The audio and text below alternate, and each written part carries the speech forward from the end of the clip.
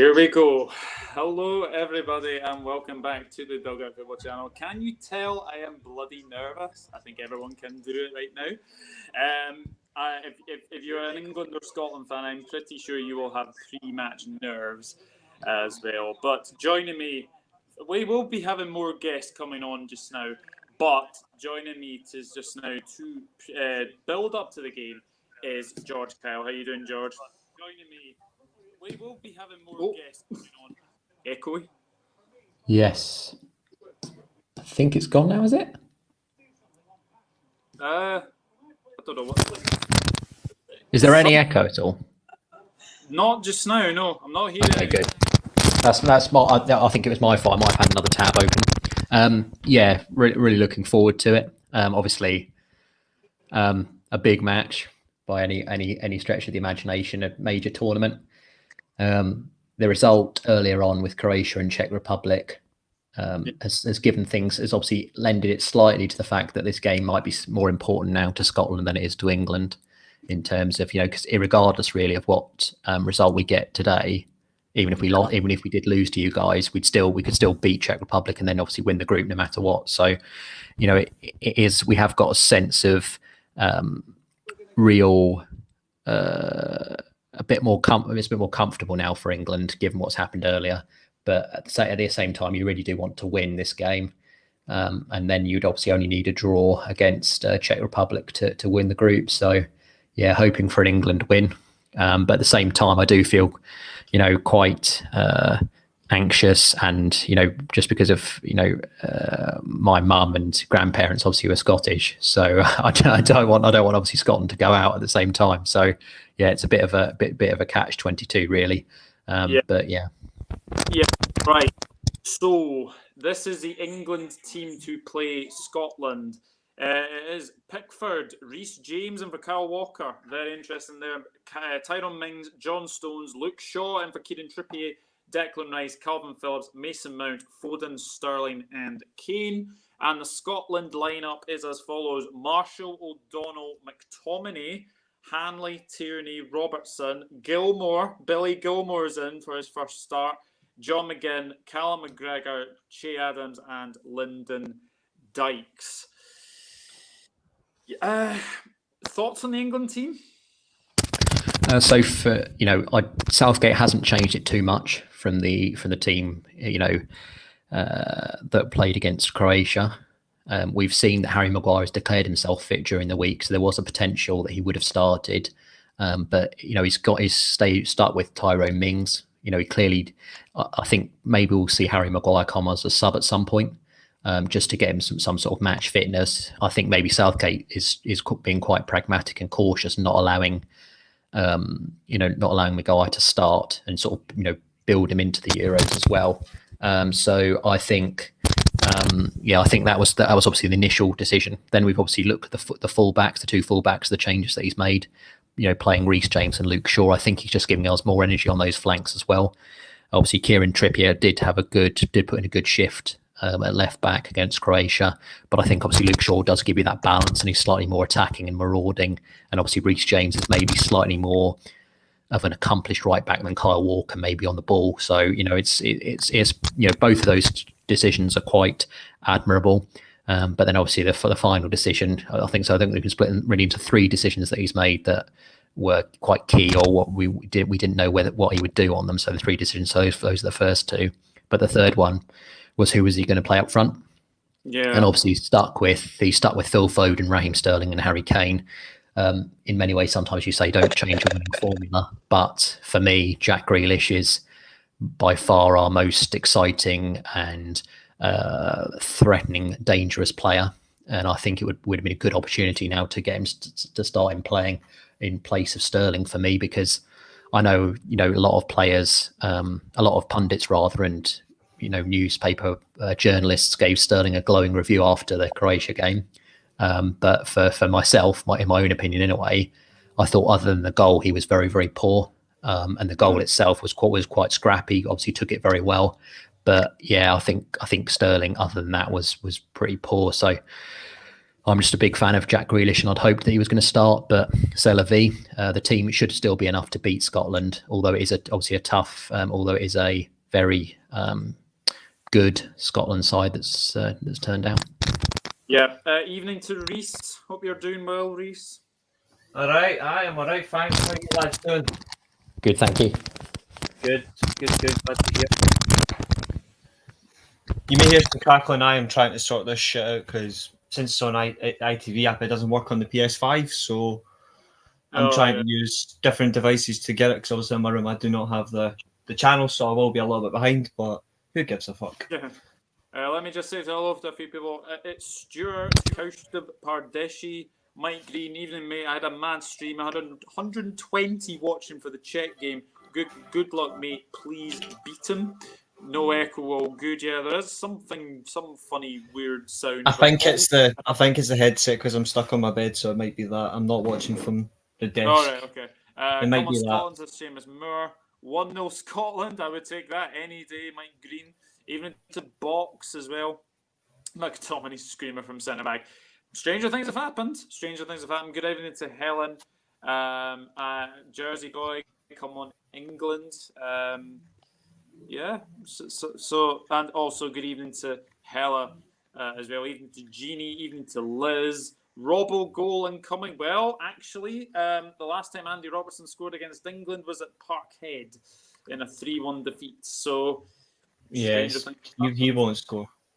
He won't, but Scotland will. How are you feeling, Mr. Levy? It's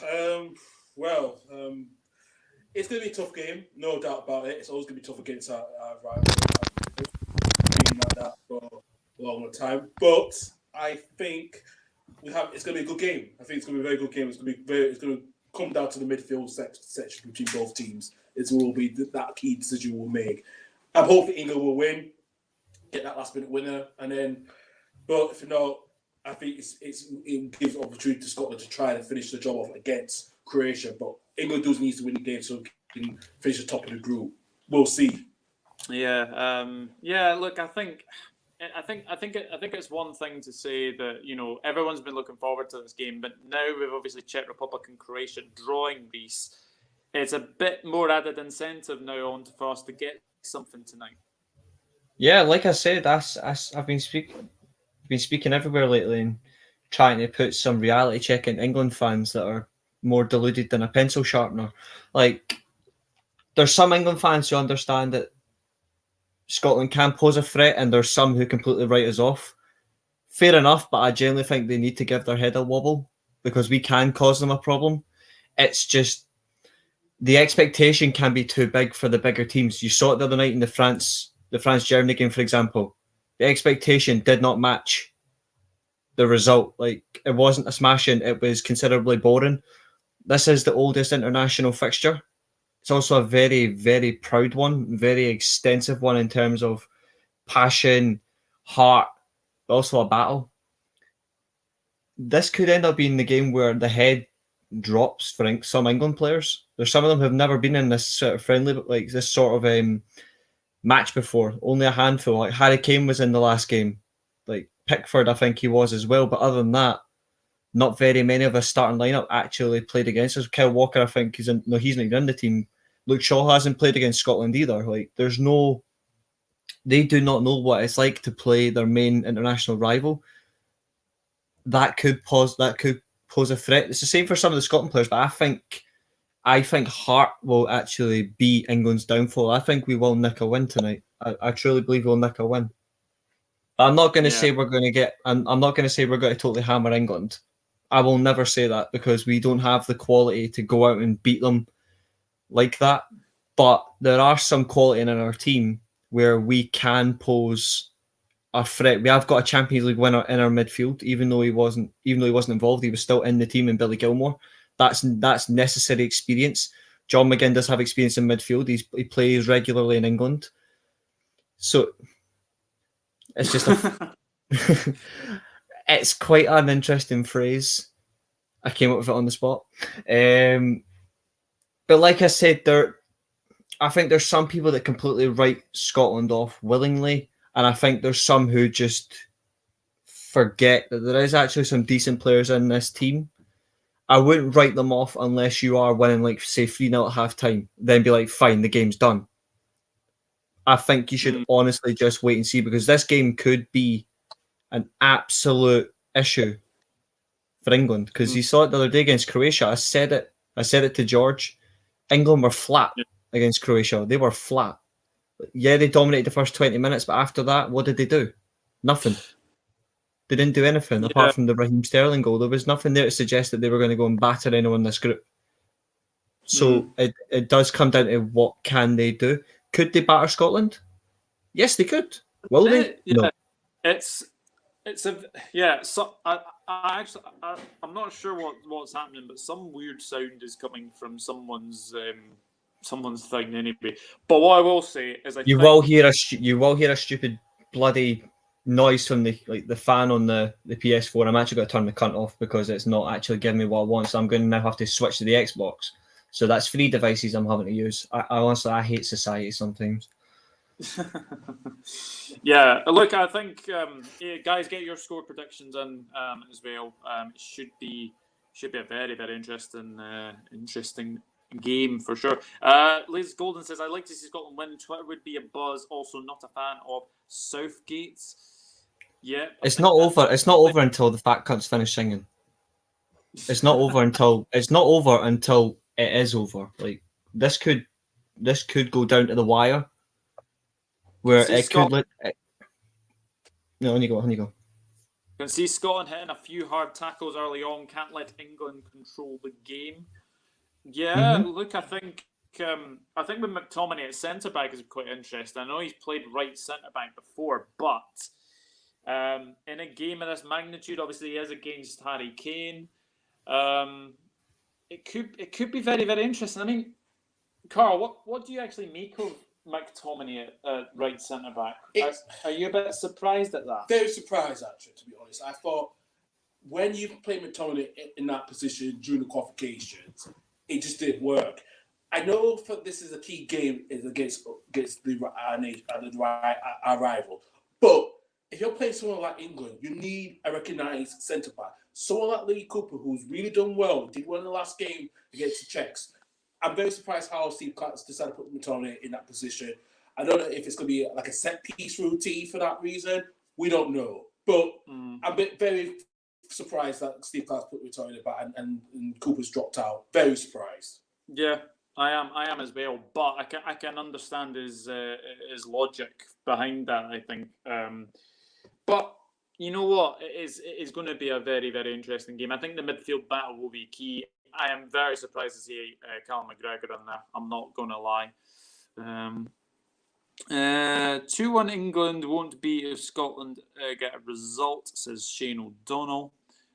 Yeah, could be that. Apparently, Mr. Josh has joined us now. What's Reece's prediction again? 2-1 Scotland, I think he said. I think he says, hello, Josh.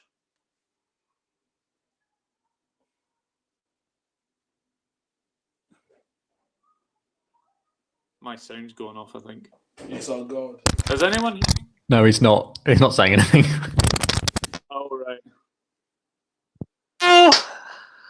Hello. Long time no speak, people from the wilderness. How you all doing?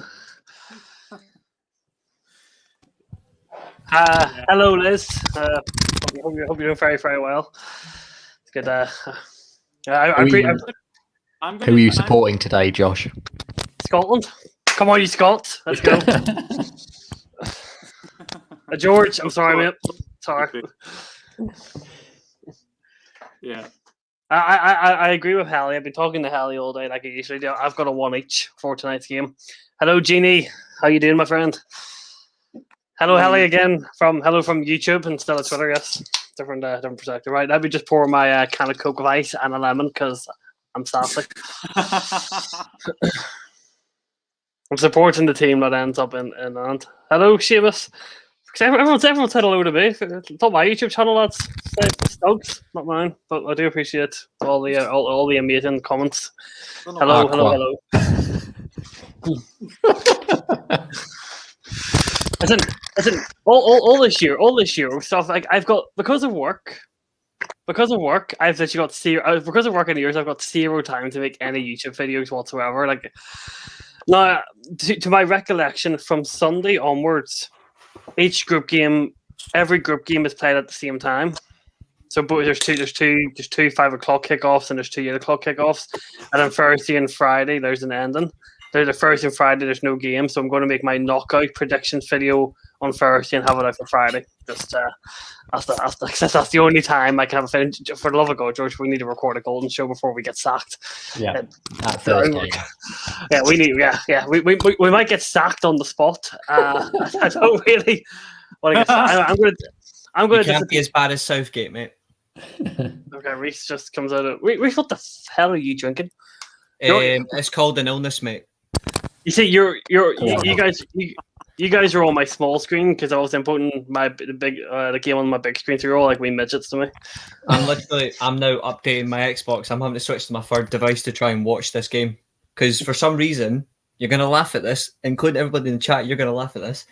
I've got a smart 4K TV, right, and it's got the ITV app, but because of my location, it won't let me watch ITV.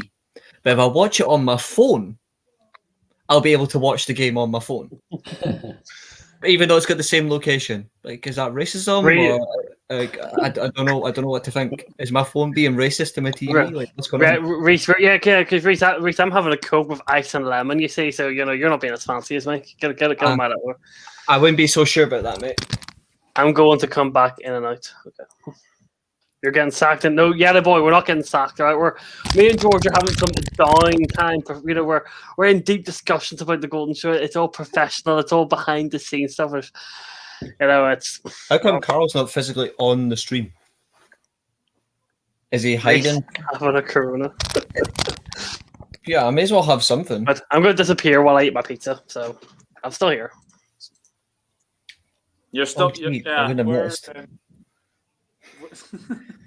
Is Nathan the Welsh dragon joining us at some point, or is he too busy shooting fire out of his mouth at the fact that Wales have qualified? I did message him, so what I'm hoping he kind of makes it, but we'll see. Good. Rasputin says good. Have you guys had any surprise teams so far? You think in the Euro so far? The one team that hasn't surprised me is exactly who I said was going to do well, and that's Ukraine. The dark horse team. Yeah, they were one of my 2 dark horse teams. The other one has not lived up to expectations. Turkey. Ukraine, yeah, but Ukraine has. I said Shevchenko would get this team going really well, and he has. The fuck is that noise? I generally think it might be because I'm using my gaming headset. I don't know. Group A, Italy, Wales, Switzerland, Turkey. Italy are not a dark horse, considering what people think they are. Well, I think a lot of people Italy are showing everyone what they're capable of. Wales have overachieved what I thought, and Switzerland and Turkey have underachieved. Belgium doing what I expected. Russia, Finland. Well, Finland are probably overachieving. That's them. Denmark are pretty much out, aren't they? There's no way they can. There's no way Denmark are getting out now. They won't get a point against Russia, I think. The Dutch. Obviously in Group C, it's between Ukraine and Austria for second. That'll be really interesting. I think for me, the team that's most surprised me is Czech Republic. I think in terms of I expected Scotland. I expected Scotland to beat Czech Republic. That's what I was expecting, obviously with it being at Hampden Park. And I think, I don't necessarily. Obviously, I'm sadly old enough to know or to watch obviously the Czech golden generation of the early 2000s. We all seen Euro 2004, dude. Like didn't mug me off. I was 7. I watched Euro 2004. I got to see Portugal beat England in the penalty shootout. Just remember that. Happened again in the 2006 as well. But yeah, I think Czech Republic. That's a good point. Back to back, yeah. And it was the same team as well. Group B, even though Sweden are hella boring to watch, they are top of the group. So they're boring ways to do work. They got a point against Spain. Beat Slovakia. Obviously, Spain and Poland still to play tomorrow. And then obviously beat Spain. And then obviously it goes without saying Germany have an absolute must win against Portugal. Otherwise they're out. So I think they could still get 3rd place. To be honest, I think they'll be one of the 3rd place teams. They'll put 3 or 4 past the Hungarians. Doug, just quick, I haven't had a chance to speak to you, but what do you think about this Germany-Portugal team? Because you had Portugal who were underwhelming against Hungary until two lucky deflections to score, and then you've got Germany who didn't particularly play that well against France. There's a lot of questions about the 3-4-3 system. A lucky loses. Yeah. How do you see that game going? If I'm being honest, I think if Germany will probably look to that Hungary game to go through. I don't see them beating Portugal. I think Portugal. It will either be a draw or Portugal will win. I think if you'd actually asked me at the start of this when I said the group, I would have probably said France, Portugal, Germany, Hungary. That was my position for Group F. Sorry. So I do fancy Portugal to beat Germany. I asked that question bearing in mind that France do beat Hungary. Obviously, Hungary did put up a fight against Portugal, but surely France will make it a bit more simple than Germany. Yeah, definitely. But we are 8 minutes away from kickoff. So there we go. That's better. That's much better. So we have an Englishman, 2 Scottishman, an Irishman, and we're missing the Welshman. Yeah. Give me a minute. Let me put that off. There we go. So the banner is there. Yeah. So we'll see. Yeah. Get your score predictions in, guys. Get your score predictions in. George, what was your score prediction for tonight? So it was 2-1 England. I think it's going to be very definitely similar. Me then. It's definitely no me. That cracking, I don't know what the hell that is. I think it's going to be very similar to the game when England played against Wales in 2016 in the Euros. I think it's going to be a very similar sort of tight game. I think Scotland may indeed go in front, and then England will sort of fight back. And there might be a sort of late goal, I think a late winner for England. So I think it's going to go something along the lines of that. That's my prediction. Actually, Josh has stepped out. Reece, are you sticking with 2-1 Scotland? To be fair, I really want to, but I think this might end 1-1. But I'm gonna stick with national pride. I'm sticking with the 2-1. But I think this will the 2-1 Scotland win. But I think this will end 1-1. To be honest, this is going to be a really interesting game. Loving all the drinks being put away at the Prezzer. Seeing Pogba get rid of the Heineken made me happier than it should have. I'd have bong water over that. Yeah, I'll tell you this though, like it will be so close that it will literally be a chess game. It'll be who makes that one mistake. I've got one each. I think Che Adams coming to the team on the counter attack is extremely good. I think Billy Gilmore in the midfield, not Chelsea Bass, I think it gives you a bit more ball play, a bit more of a ball playing. That's what I was going for. There are a lot of people. Actually going for Scotland, and Jeannie's going 3-1 Scotland. Liz is going 2-1. Kieran Turney, left centre back, is a massive addition for you guys. So I think you'll get this. 1-1 says Kaushta Pardeshi, who I think had 0-0 yesterday. I think so. Very interesting. Helen Raybould, cool, and 1-0 Scotland. Andy Robertson in the 88th minute from 30 yards. Peak shit housery. Give me a random postcode. I'm going to try the ITV app on the Xbox. Not Scottish, because if I'm lucky, this might work. What's your postcode, George? You're English. Like, this might work. So if you put in IP 3-1. 3-1, yeah? 2LS. Thank you. So you're an Ipswich lad?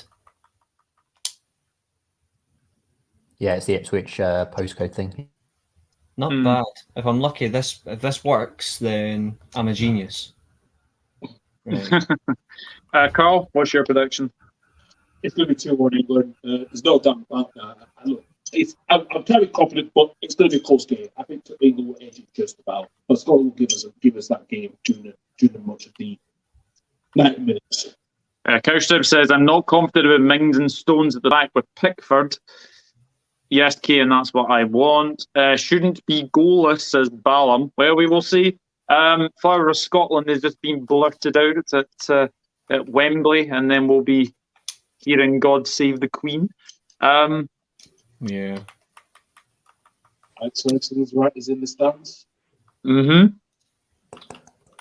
Yeah, there's been a good travelling support actually going down from Scotland, and especially Edinburgh, Glasgow way. But especially people that like to take their clothes off. yeah, I know this goes without saying, but you guys need a point here at least. You need a point Yeah, here to definitely. bring I Croatia think we back to could Hampton get a point. Park and beat them. I think we could get a point. I think the expectation will be too big for I take it. some of these players, and it could be the same for Scotland. But I take it it. just comes down to who has it more. I take it. Croatia and the Republic, Croatia and Czech Republic drawing was a good result for you, then. That brings us back in. That brings us back in. he's only got little arms. I think that's a bit Jordan Pickford. That draw has brought Scotland back into it. Yeah, both teams have players we heard of, and have you seen the scenes in Leicester Square area of London today? Yes, I have seen the Scotland fan basically sliding through a puddle, which I thought was very, very, very funny. Dane Richard says, all the best from Jamaica. Thank you, Dane. I do appreciate it. Oh, we get closer towards kick-off now.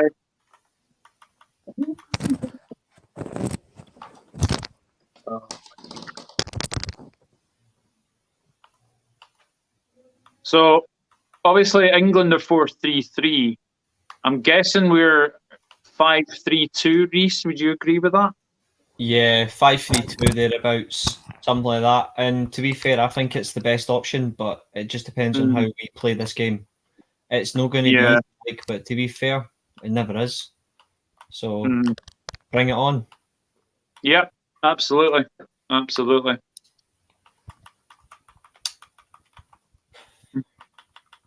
Yeah, As we say, all friendships are put aside for 90 minutes.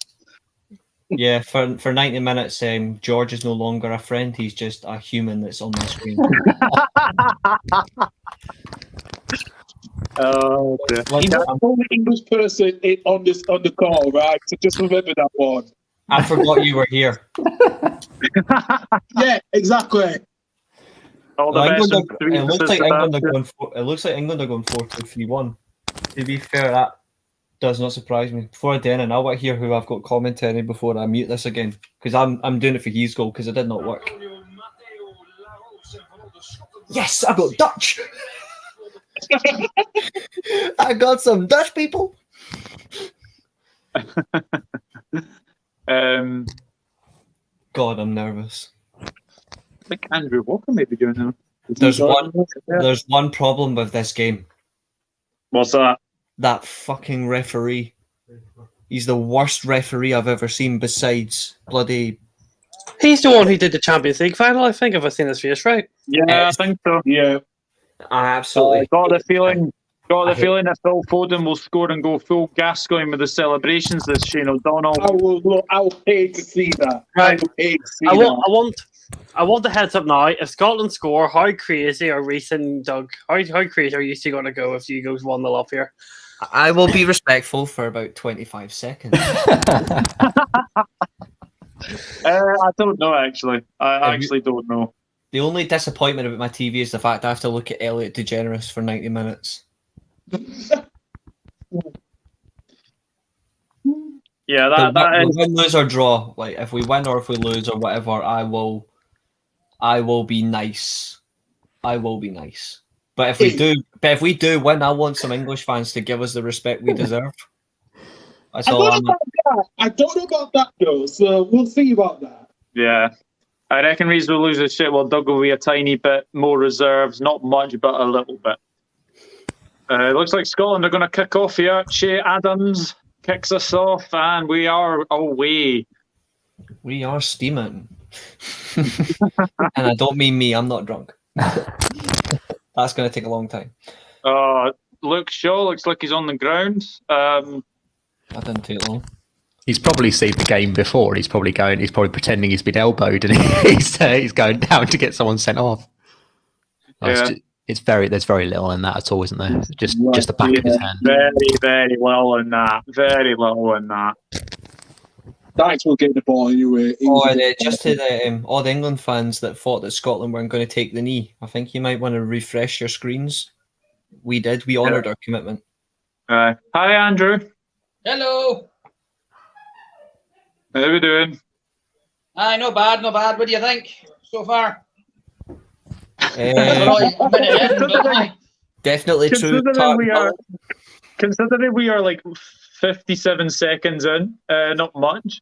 We've not conceded. Good start. Yeah, so far. Not conceded yet, Andrew. Not conceded yet. Oh wait, what are you on time wise? What are you on? 1 minute 18. I'm on 1 minute 14. I'm only 10 seconds behind you for a change. Not 50 seconds. Guns with the ball, Callum McGregor, and now there's Scott McTominay and right centre back, and O'Donnell plays it back to Marshall. This is better than sex. Hold that thought, mate. Hold that thought. Hey, I got my partner in the background here, so she just laughed that one off. So I'm talking about the football, babe. Yeah, they said Dennis. Yeah, really? Don't know about that one. Yeah, what's everyone drinking? What's everyone drinking? I got a couple of bottles of Corona and Pepsi Max to drink. I've got the Bruley Swedish beer. I've got that. Swedish beer, eh? Decent. Mm-hmm. I got Cobra, and my partner's drinking some wine. Saturday, yeah. And your John Stones. Declan Rice, get your beverages in the chat. Also, getting some crazy predictions. I've already said the other day that Harry Kane's going to miss a penalty. So, oh, that's good defending, Grant Hanley. Good defending, and it'll be a goal kick to Scotland. I'll say this: like, you look at the way the teams have set up. Like, England are going to play as wide as they can, but can they get through the block? That's going to test. They have got some good quality players in there to do it. It's just can they do enough? We'll find out. It's good. They'll test our team. Swedish beer to celebrate Sweden's. But to be fair, Sweden played very well earlier. I know. I was shocked. Same.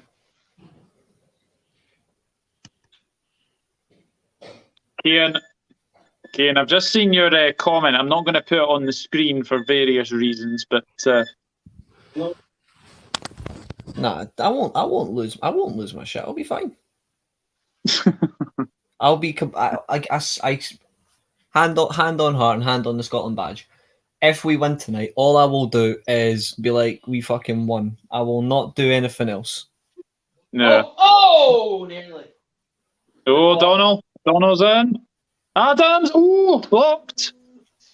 Oh, Scotland got in down the right there. That was very good play from O'Donnell. Finds Adams. Shot was blocked, but Scotland started pretty well so far. Yeah. Told you they would come at them. Yeah. Good defended by Stones, actually. Oh, hey, so predicament. I'm English. Want England to win, but I got Scotland in our sweep. You can support whoever you like. You'll still get your sweet points. Or in my case, a rigged Dutch team. You're not gonna let this go, are you? Is the fact that you think it's rigged? No. To be honest, the fact that I got them twice in a row is alarming. But to be fair, they have turned up in 2 games. They've got 6 points out of 6. Yeah, they have indeed. Fair play. And if they win the group, then they are going to win the group because unless they somehow lose to North Macedonia. But Ukraine are going through second. I'm not convinced by Austria enough that they're going to do anything to Ukraine. Agreed. There's a free kick. There's a free kick for England here. Free kick. Pulled back, I think. Gilmore. I think we had.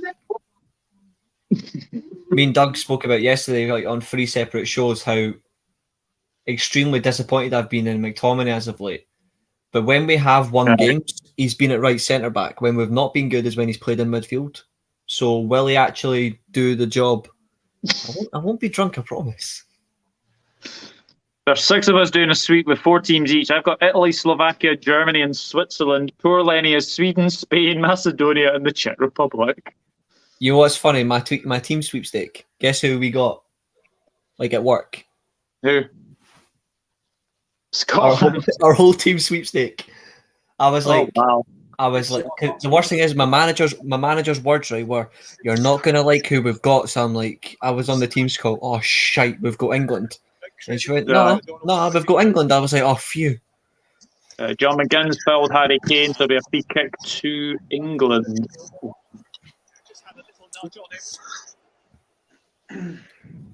This, to be fair though, this is the sort of game that I actually thought Jack Grealish probably would have played for England. I'm glad he's not, but because I think he offers a bit more. But I'm not actually surprised he isn't playing. I don't know what he's got to do to get into this England team. It's the same for a few Scotland players like Ryan Gauld. What does he have to do to get ahead of bloody John Fleck? As long as we defend us, that'll be all right. Mm-hmm. Agreed. Have the best chance of the night so far. We should also congratulate Denmark for the team that got eliminated but scored the fastest goal in the tournament. And minute 40 against the so-called best team in international football. Aye. Who's got their TV on? Low chance, that would say by Marshall. Mine's is muted. The only commentary I need is ours. Okay, cool. I think Scotland should bring on John Fleck in the second half. I hope not. No, definitely not. I do not want that bloody clown anywhere near this team. I don't know why. Calvin Phillips has just fouled John McGinn. It's a free kick for Scotland in a very dangerous position. And Scotland have got good height in the box as well. So, yeah. Josh, we still do the show on Monday. I completely forgot if we have or not. Are we doing the show Monday? Well, I hope so. If you're free to do it, of course. Yeah. Well, yeah. Just making sure I'm not being a hassle in your work, in your life, Reece. I don't have anything important at the moment, except the fact that I got my confirmation for my first COVID jab today. Oh, nice. When is it? It was supposed to be next Friday. It was supposed to be next Friday. Told them I couldn't make it, so now I've got it for next Saturday. Okay. 4:45 though. 4:45. Dykes. Ooh. That was a good ball to the box, actually. This is actually, even though it's only 8 minutes in, well, 8. Please do a show on Monday. You can get drunk. You can get drunk on Corona, but you have to drink a lot of them. Aye. Like 7. Please do a show on Monday, I think is a rallying cry from Hella. Reece is tiny, says Miss Kaza. In what context? Like height-wise? I don't know. I'm 6'3". Oh, I'm 6'5". George, talking about height here. would you like to join me? Would you like to join me in Reece on Monday? Not if we lose tonight, no. Yeah, it depends what the result is.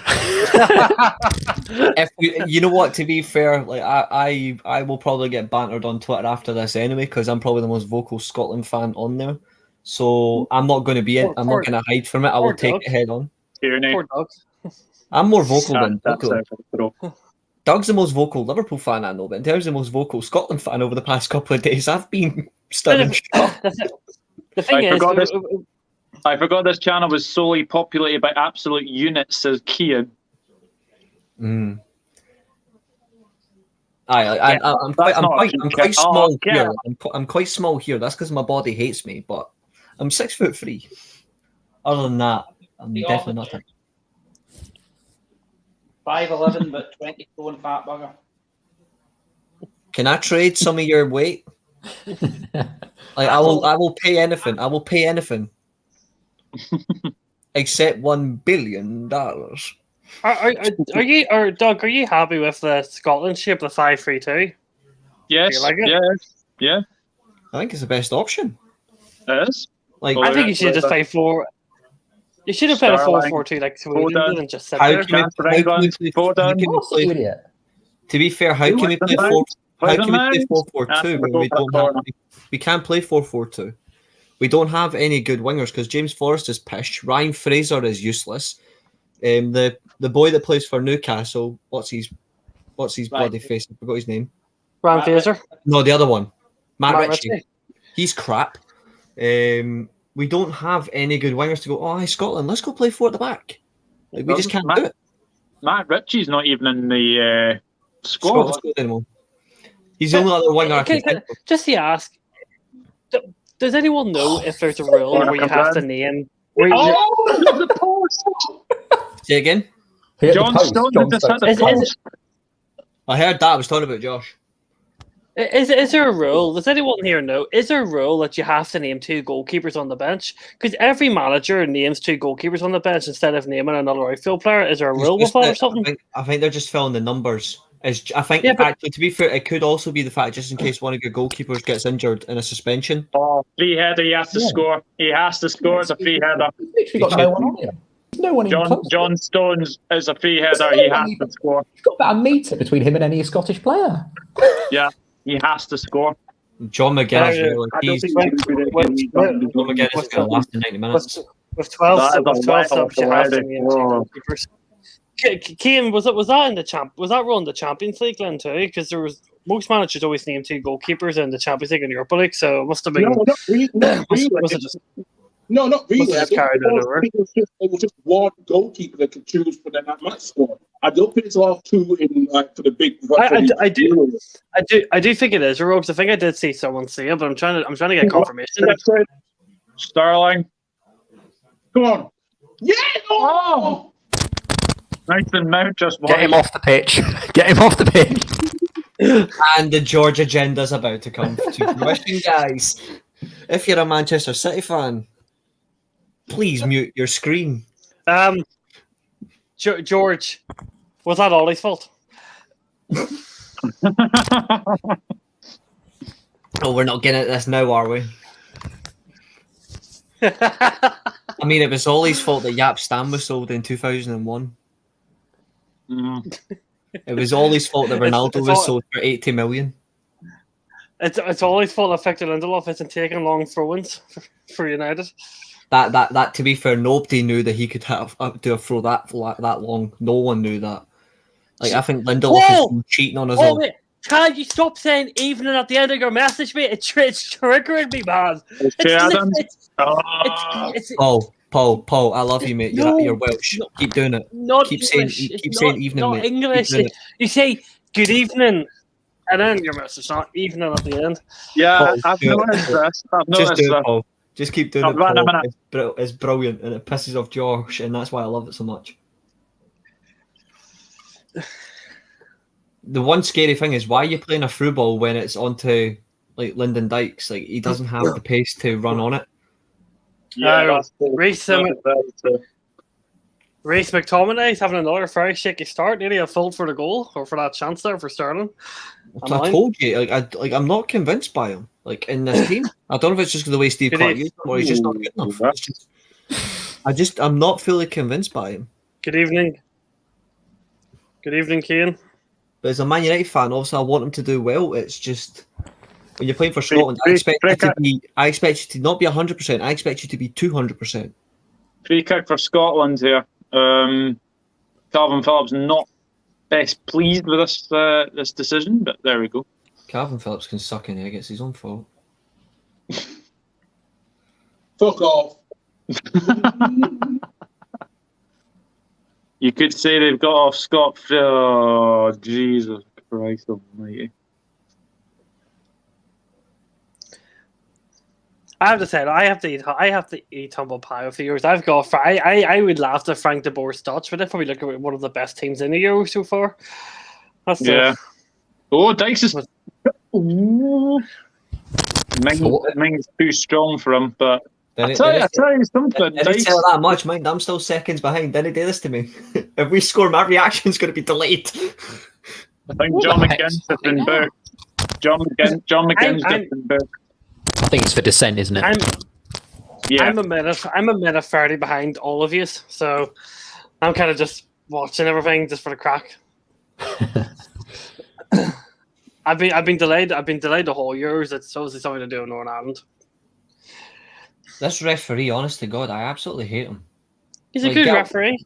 No, he's not. Get a wig on and piss off. Go on, play it. Tyrone Mings as well. Like, Tyrone Mings is pulling him back by the neck. Like, come on. Like, I don't know how McGinn's actually getting a descent for that when fucking Mings is pulling him back by the back of his chin and shit like that. Come on. If this had been an England player, it would have been given us a free kick, for God's sake. Just using him as an example since we're playing them. Guys, if you are enjoying the stream, please hit that like button. And if you want to support the stream as well, you can leave a super chat if you want as well. There's a wee $sign at the bottom. You want to review it straight after, or you just want to cut it as soon as we... Because I don't think... We can stay on for a little bit. We can stay on for a little bit afterwards if we want. I don't mind. Is this a corner for Scotland? Yeah, it is. But John Stone, they're just showing that John Stone's chance completely unmarked, and he has to score. They've had 2 good chances and they've failed to score, and then that's the difference between. That's the difference. Between actually, no, it's not. It's a goal kick. Oh, okay. It's why we lost a few days ago. Yep, exactly. He was close to. The worst thing is, it was close to going in. Oh wait, Go on. that's a good ball. When they done the replay, I'm just looking. It just showed me the replay. That's literally how far I am behind, right? And it showed if I'm right in saying the guy in the stands when they done the replay, the guy with the grey hair is the guy from Harry Potter. He plays the Weasley father.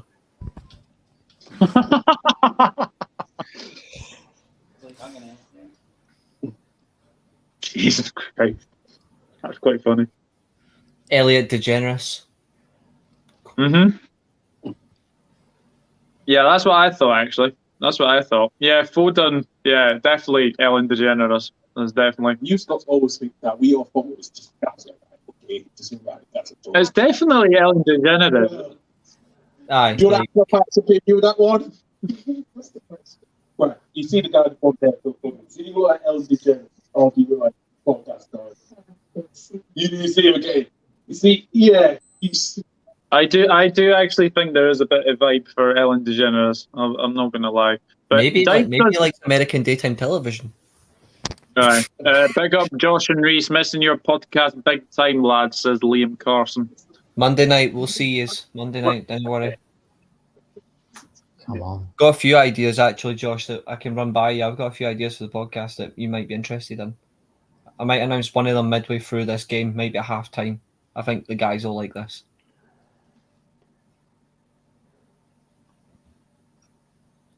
Although, by the sound of it, we might need an hour and a half show, 45 minutes each on this one thing. Shaw through here.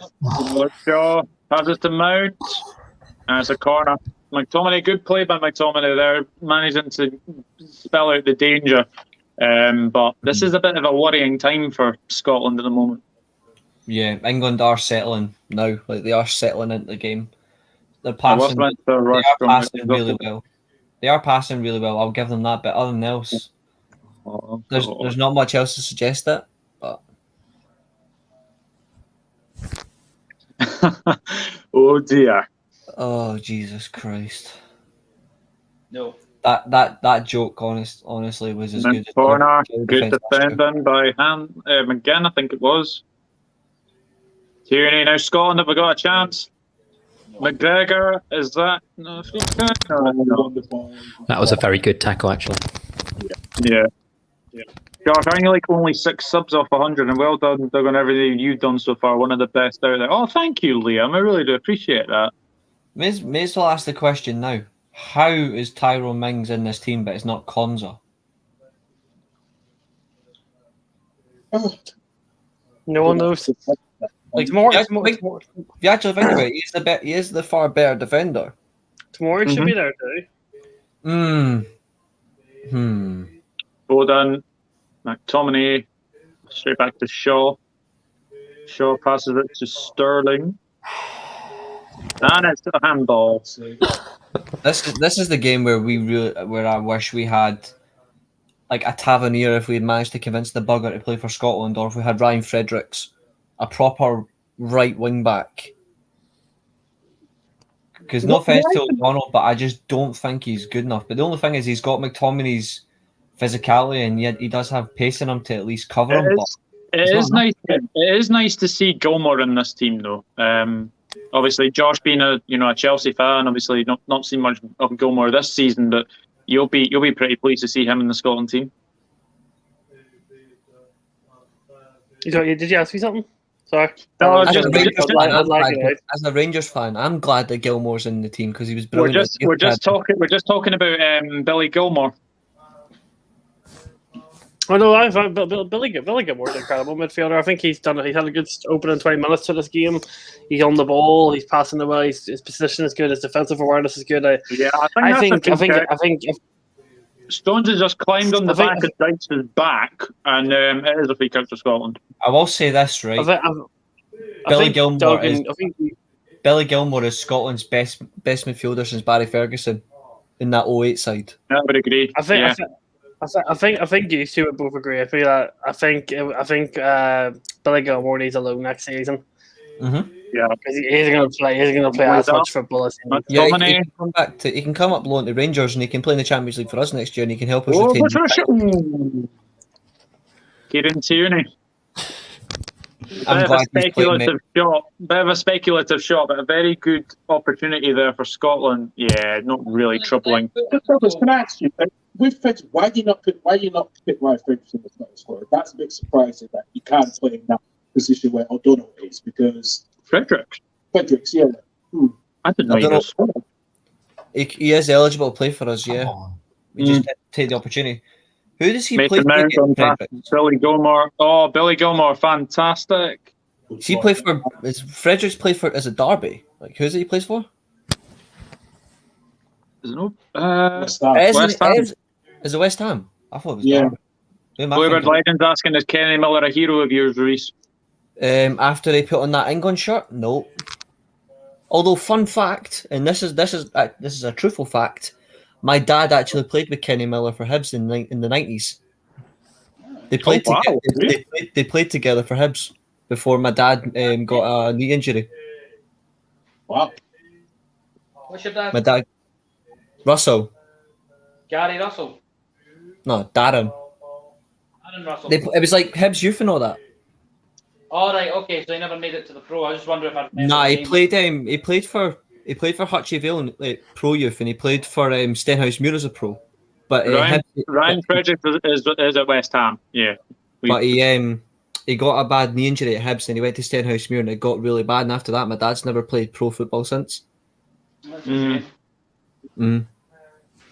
there you go. Like he has, like my dad did play with a Scotland international. Yeah. He's a good player. Yeah, it's just like he is a brilliant striker in terms of as a Rangers hero. Yes, even though he played for Celtic.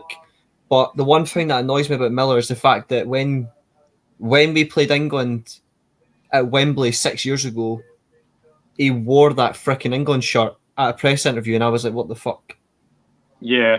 Like that was damaging the patience when he did that. I was very surprised. Like if you're going to go an interview, like if you trade shirts, hold it. Oh, brilliant, McTominay! Brilliant. Like go on. Oh, that was brilliant! Absolutely brilliant from Scott McTominay there. He saw the danger what Sterling was done, and then he absolutely whizzed past him, and then a couple of others, and managed to get a throw for his troubles. Yeah, man. There used to be a footballer like you until I took an arrow to the knee. Couldn't kill myself. Oh, jeez. I've got a question for everyone. If you had the option to be one of three things in football, it would be an executive board member, a football coach, or a successful football player. Which one would you rather be? I would be a coach. I would be a coach. Yeah, I would be a coach as well. I've done the playing side. I would love to be a coach because I would have some power over some players. Free kick for Scotland here. Declan Rice with a foul on Lyndon Dykes. George, if you were Man United manager, who gets the bid straight away? Are you honestly giving him that free rein? What players wise? I mean, why are you asking him? George can get rid of all our best players and keep someone shite like Dan James. Terrible delivery there. That's one bottle done. Now on to bottle 2. There's obviously plenty of players that are sort of on their way out anyway and need to go anyway. One of them is playing in this game. Okay, Adams. The funny thing is, one of the players George would get rid of is playing in Scotland's defence. What, McTominay? Yeah, Oh, yeah. I don't think. Oh, it was a foul. Helen doesn't think it looks like all looks like Helen. My partner's just said that. She don't see that. Okay. I think he's a decent player, but he's not I think he's good enough for a squad player at best. I would not want him as a guaranteed starter. Gideon is crying. Gideon? Who's Gideon? Gideon. Oh, you mean Successful player. Having the tactical nous to be a coach. At least he's honest. Kane, why do you want to be an executive board member?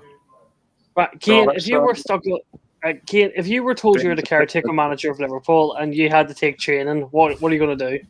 If you were just caretaker manager for a week, what's your training? What's your training going to be? You should ask me that question if I was given the Liverpool job. Oh, no, I would demand Salah, Firmino, and Mane be sold in one transfer window. I'd piss off down to spell check is drunk, according to Hella. Actually, player manager. I'd piss off down the pub. You boys are on your own, says Kieran. So my phone is 15 seconds ahead of the stream on my Xbox. I'm just gonna watch it on my phone now. Yeah, why not? Because I'm not too far off time wise. I'm sitting on 26. I'm sitting on 26:42. Oh, great ball! Thank Reece James. A good ball, just. I'll be doing a lot. Any watch along I'll be on next week. If we do any, I'll be in the living room because Mum and Dad are away next week. They're away to do the NC 500, which is like the Scottish equivalent of like going across America. Oh, so nice! You go across the whole of Scotland, like the top of Scotland and shit. So they're doing that. So any watch along we're doing, I'll be doing it from my big ass TV, which is like 65 inch and it's 4K. So I'll be doing it from there. So any streams will be in the living room. So we'll have up. I'll be on time next week, lads. Amazing. That is amazing. Sterling, Rice. Can we all agree that Sweden have probably been the scoring team so far? James Cross, Harry Kane, Harry Kane. What a mess! Party at Reese's, right? Reece, we're coming to you for a party apparently. What? Who said that? Offside. He's offside. Who said party at mine? What? Reece and Paul and Hallie. Let's see. No.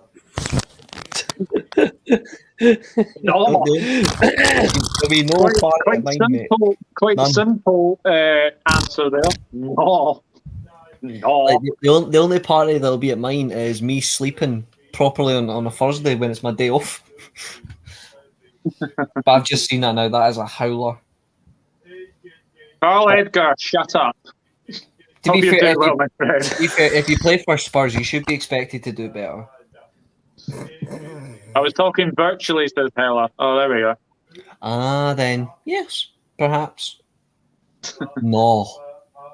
No. No, mate. Kieran Tierney. Plays in. Oh, actually, it's Kieran Tierney. Oh, he's gone through. No. Paul. What I don't get is why Reece James is taking off why Reece James has removed his cornrows. Did he see Tyrone Mings and go, nah, we can't have this? Paul, no Dad Coke. No, normal Coke. Dad Coke is atrociously bad. Normal Coke. No Dad Coke, or I'm chucking it out. If you want to get my house, Iron Brew or Pepsi Max, nothing else. Great save by Pickford, and then Che Adams misses the target, but Yeah. That was good play. That was good play. Kieran Tierney and Andy Robertson combining on that left-hand side. We said it in the preview that we will get these opportunities. We will get these. I've said it a few times. Yeah. If Adams had just got that square into the middle, Pickford is not getting that. Yeah, definitely. But I think we're doing okay. I think we're doing okay. We haven't actually been able to. Well, obviously that was the best chance for us, but I agree. England have not like. To be fair, England have had one or two decent chances. Scotland have had 2 chances. It's been even. Like it has been very even. I don't think it's been dominated by one side. Great save by Pickford. I agree. For everything, I suppose. I agree. Kosh. Oh, Harry Kane. That's not a free kick. I think the reason why it's so even as well is that England have had obviously quite a lot of the ball overall, but they're passing it far, far too slowly. When they've obviously passed it quick, there have been opportunities. It's just far too slow. Here we go, lads. George has started on his rant about. He started his rant about Southgate ball. Oh, done. And it's going out for a goal kick. We should just give England Maurizio Sarri. I mean, he wouldn't last long at Lazio. They'll still play the ball slow. He'll do a good job last year. FIFA fans says get Super Jack on. Yeah, but we'll try and find his cape. It might take us a while. That was a good shot by O'Donnell actually, and it was just a pity that it just got away from Che Adams because. It has been very good so far, back and forth. Yeah, it's exactly what I said it would be when I spoke to you yesterday and all that. It's not going to be totally one-sided. It's been a bit of a tempo to the game. Both sides are, having chances, but I am worried about John McGinn though. Like, I don't think he's going to last 90 minutes. I really don't. Yeah, I'm a bit worried as well. I mean, you could maybe put like an Armstrong or a Christie on. Yeah, I would move McTominay into midfield. I would not do that. I would keep him at right centre back. I think he's so much better there. McTominay's playing very well. Mm-hmm. Yeah, I don't think George likes that. Shaw, Sterling, Mount with a. Ooh, that was a bit of a slippery one. Yeah, the pit. It is absolutely peeing down in London. It's actually dry in Edinburgh. It's sunny here as well. Well, it's sunny to a degree where I am as well, so it's not too bad. Ricky Swift's asking you, who do you want to win, Josh? Scotland. Scotland? That is the worst Scottish Sterling accent again. Oh, Sterling! Oh. I've heard my own. Sterling with an elephant touch there, goes out for a goal kick. I don't get Raheem Sterling. I really don't. Oh, dearie me, that's a terrible. Can I ask who is that in your profile picture? I've always wondered. I think it's of him, but I could be wrong. Could be worse. I mean, he's saying McGout, but to be fair, at least get John Flack on. Probably like No. that. I do not want a has-been now to get on this team. Go on, Kane. Oh, he's so slow. Maybe Kane needs to put on like a red and black suit and a mask and see if that does anything for him. Come on, Kane. Oh, he's so slow. I don't understand Raheem Sterling though, because he is actually a very good player, but for fuck me, like a player who's actually a decent goal scoring return, why is he so bad for finishing? Like, he actually has got a good scoring record at City. Why is he so bad at finishing? Why does he need always 5 or 6 chances before he scores? What the fuck? Yeah, I know. 65% possession, 35%, 4 attempts, 1 on target each. So yeah, we have said it's been pretty even. Yeah. He's almost played in Che Adams there. I'll say this right now. The most outstanding Scotland player in terms of like, the whole midfield presence has 100% been Billy Gilmore. Yeah. He's been fantastic. Yeah, I have to agree with that one. Oh, I think Raheem has done a sterling job so far. You can't stop him. See, every time Gilmore gets the ball, it is really good to watch. Like the way he controls the ball. There's definitely anticipation when you've got Gilmore on the ball. Do you think he will get more trust when the two come this summer? Because there's big questions that he might have to go low. But do you see him getting in the squad and starting 11? I genuinely think if Jorginho was to go to Lazio, if Sarri wanted him, I think Gilmore would be the first to replace him. I genuinely think he would. I think Gilmore and Kante in midfield would actually really suit Chelsea. Yeah. Kante's energy and presence, Gilmore he actually can pass the ball. Yeah, I agree. Bluebird legend James McFadden's one of them. In my lifetime, Barry Ferguson. All-time Dennis Law. Barry Ferguson, 100%, because he's my favourite Rangers player, and he also signed one of my Rangers shirts when I was a young lad. Yeah, I know it's gonna be really random, but off what Doug said about James McFadden, he's a really, really good pundit. It's really random. I like him as a pundit. Again? I used to have a problem with James McFadden getting the Scotland squad because he used to go terrible. At one point, that problem with James McFadden. At one point, he went like 17 games in the Scotland squad where he did not score a single goal, and he was still getting picked. And I was like, "What the hell?" Then he scored, and everyone was like raving about him again. I was like, "Nah, this won't last." He didn't score for another 20 games after that. 37 minutes gone. England 0, Scotland 0. It's been so balanced. I've enjoyed this half. I've enjoyed it like a lot. We have actually played okay. We've not really got them into any. I think Foden's been probably the best chance for. No, actually, John Stones. John Stones. Why the hell is Scott Brown as a commentator? Like, are they trying to poison us? like Ali McCoist is a commentator or a pundit, but for fuck's sake, not Scott Brown. The man is boring.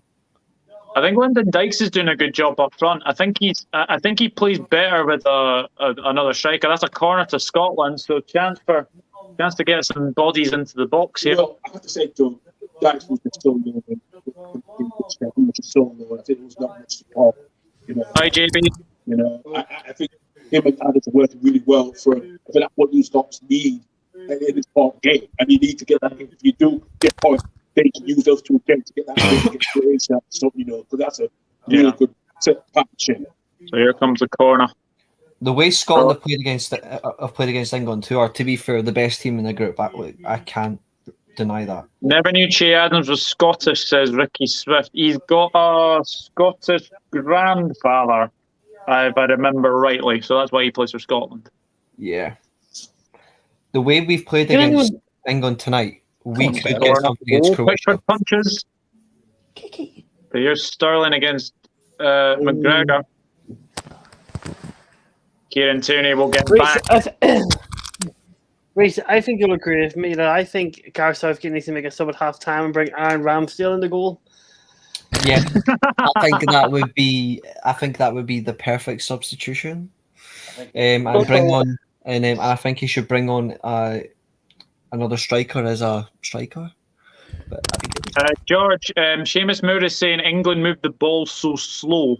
Yeah, that's basically what I sort of said before, is that what I think is happening is they are moving incredibly slow, allowing Scotland to get back in position. And then it seems like what happens is they run out of ideas after a few passes and then just literally hook an aimless ball over the top, which obviously hasn't worked out. So but you've seen that multiple times this half. You've just seen an aimless ball, and obviously with Sterling's lack of ball control, it's not worked. Be honest. Do you think England are showing Scotland too much respect? Be honest. I think that Southgate should be shouting at them to actually move the ball quicker. I think it's right to show them respect, but at the same time, obviously, when you've got in other words, when we're out of possession, so if Scotland have got the ball, it's right to show them adequate respect then, because any team can hurt you, and Scotland have got some good players. But in possession, we shouldn't be moving it so slowly all the time. Kevin McNaughton, Cardiff thing there. Good mentions there. Yeah. Another Scottish player that I thought was actually really good in his heyday. 40 minutes gone. England 0, Scotland 0. I was going to say his position. George, see just on your comment over Southgate. Does Southgate ever shout on the sideline, or does he let you just stand there? He was shouting a few times against Croatia from what I've seen. He did shout a few times. Yeah, he did. He's slightly better than Ollie in that regard, because Ole Gunnar Solskjaer, as we all know, I mean, obviously all of us have watched Man United games. He just sits on the dugout looking po-faced as though he's got his lips sewn shut most of the time. So that's Ole Gunnar Solskjaer. But, Thanks for plugging my channel, George. That was nice of you.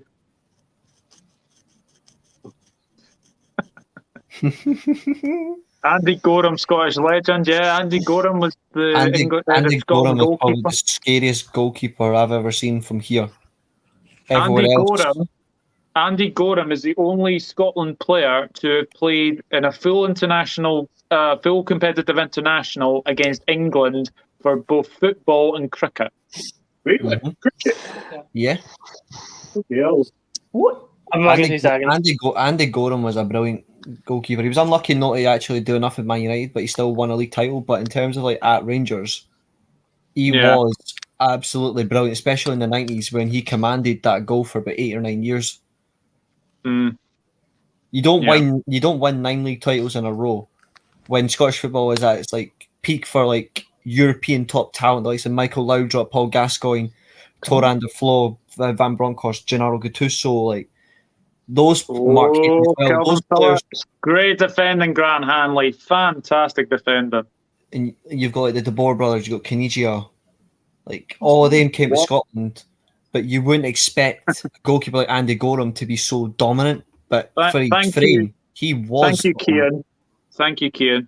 What a stat is just plucked from thin air. Yeah, it's a well-known fact. I think they were talking about on the 96 programme earlier, honestly. The amount of times I've heard Euro 96 being mentioned this last week or so.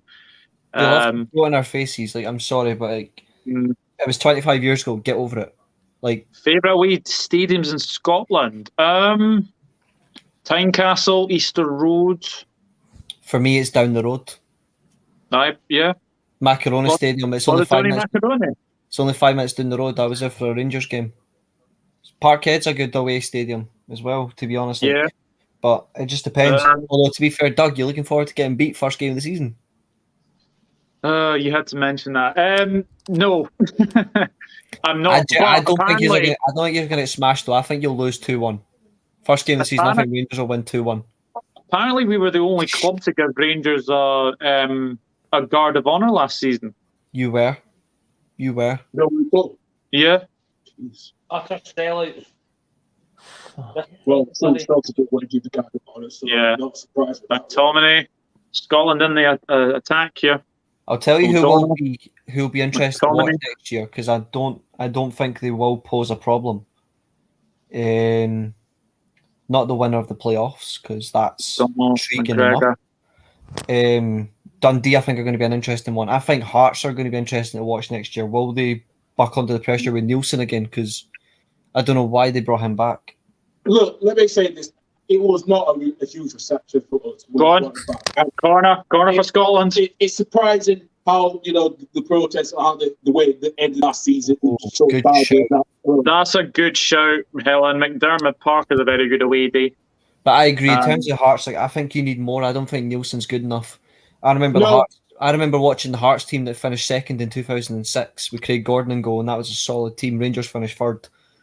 Like, that was a very solid Hearts team, and you haven't been good since.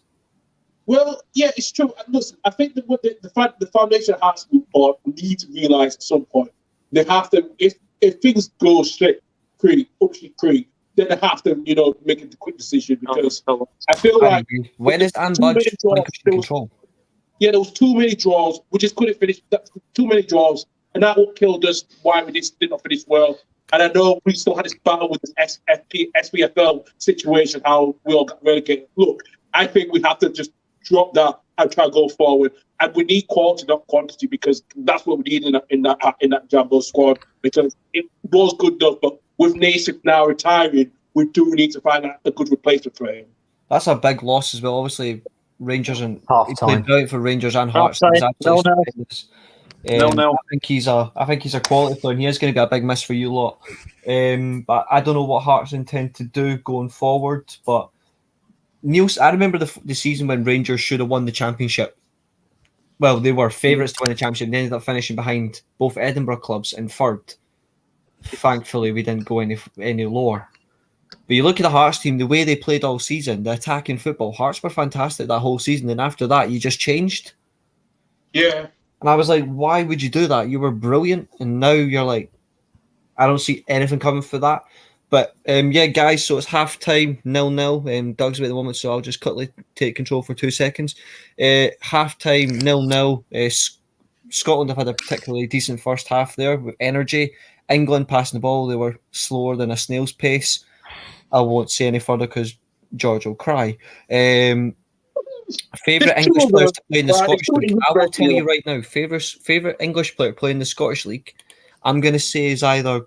I was still able to watch them to a degree before they buggered off. Thomas Gravesen is one. Midfield, even though he played for Celtic, Thomas Gravesen was particularly good. But before my lifetime, I've still watched Rangers getting back from the 90s. Mark Hateley and Paul Gascoigne stand out. They're probably the two best. I remember a striker for Livingston called Nathan Lowndes. He was amazing. Yeah. He was very, very good. Mind the days of Russell Lappy. Oh, Russell Lappy, Marvin Andrews, Jason Scotland as well. Chris Iwalimo. I'll tell you who was time for 3-1 now. Genie, well, I don't know about that. I'll tell you who. Have a guess who I think is the worst Scottish player I've ever seen play for our country. Scott McTominay? No. I said the worst. He isn't the worst, but Russell Williams. Nah, but he's close. You're on the right grounds though when you said Abalumo. He played in the same team. I'll give you a clue. I'll give you a clue. He was a winger. Oh. Played for Watford. Oh. What's his name? Is it Akichianya? Kwasi. Nigel Kwasi. It is Akechi Anya. Oh, Akechi Anya. Like Oliver McBurney is almost ready to eclipse that. But Akechi Anya is the worst Scotland player I've ever seen. There's a few people with the Scottish surname that aren't even Scottish. There's some, I don't know what his first name is, but there's a Frenchman with the surname Scotland.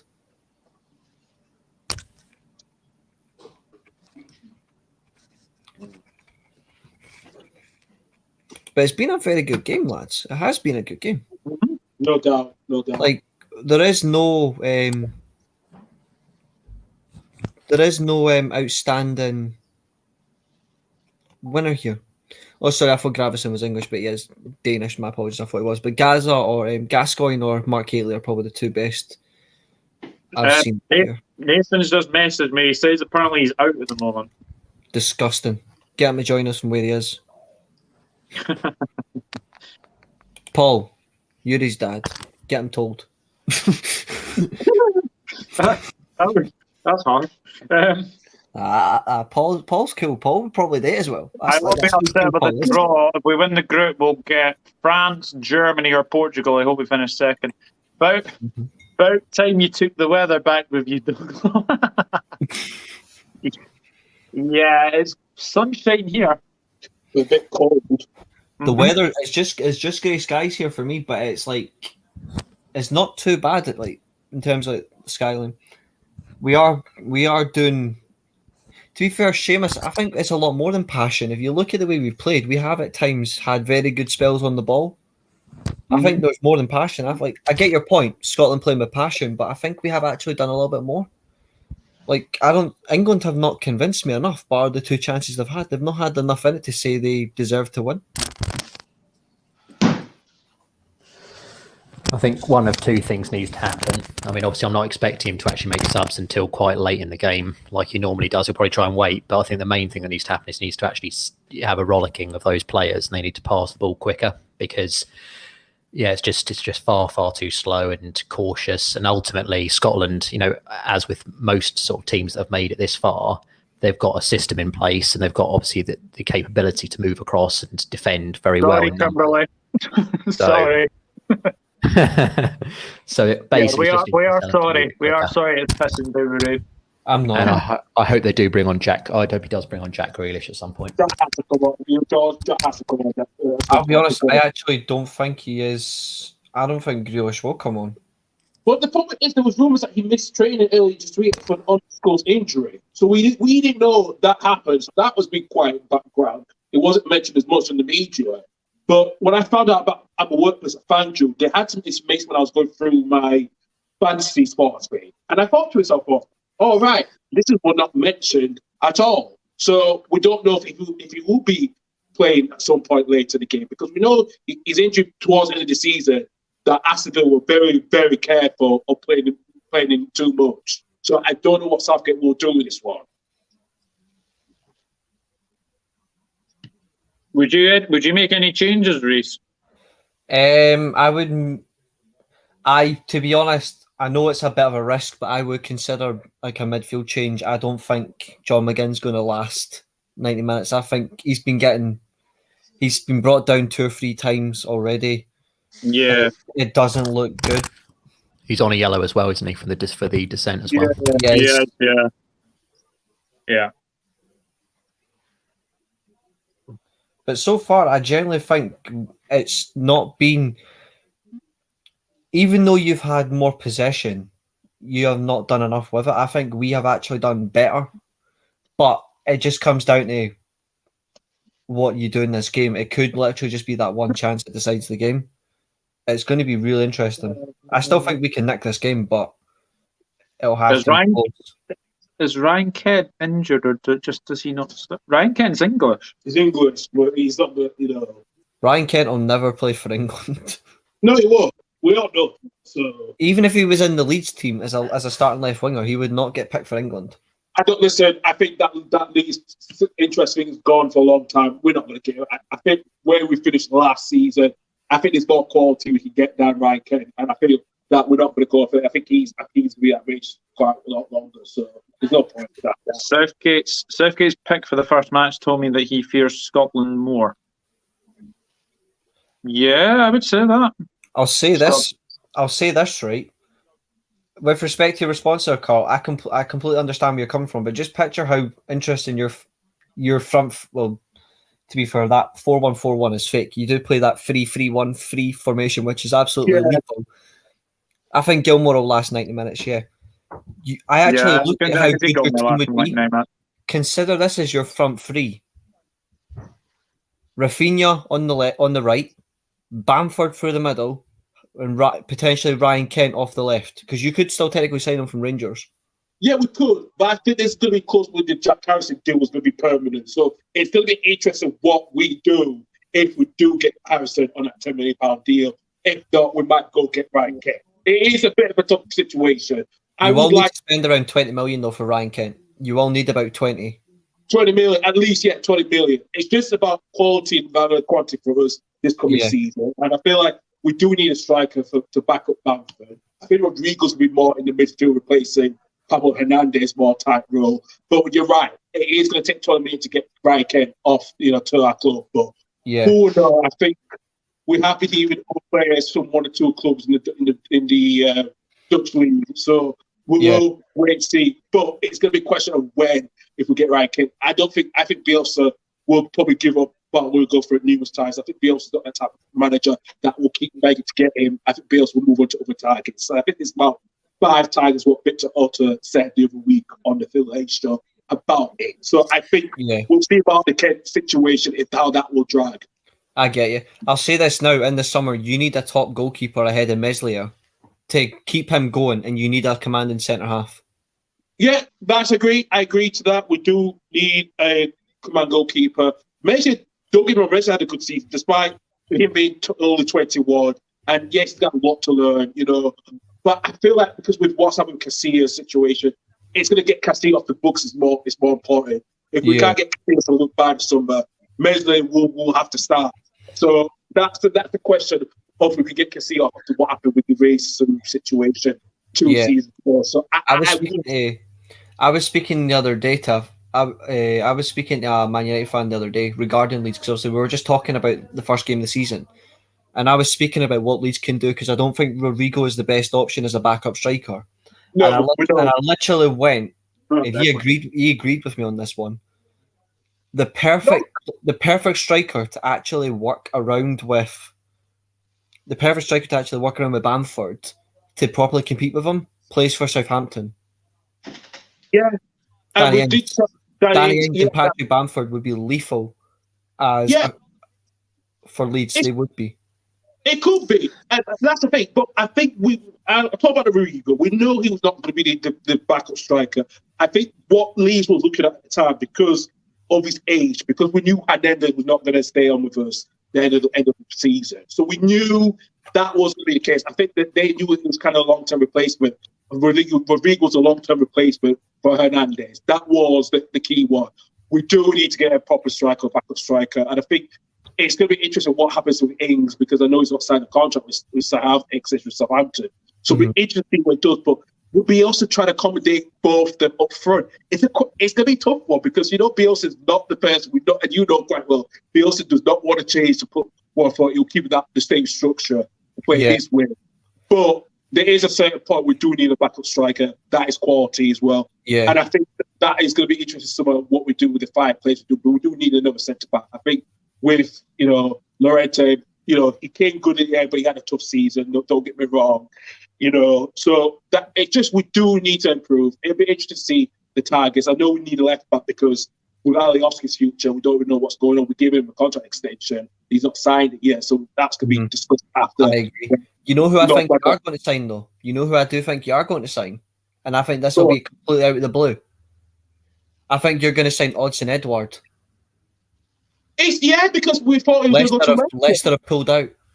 Yeah, because they're going for Daka. I think who could get Edouard? I think that's been talked about during last summer. It's been kind of under the book for that one. Don't like that, but it's true. Patson Daka, an offer has been made to Red Bull Salzburg from Leicester for 35 million.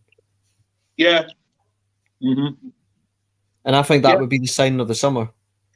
Yeah, absolutely, I agree. Unless Sancho was to join Man United, which frankly, in the moment I've muted his name completely, like off my social media, but Daka would be an absolute amazing signing for Leicester.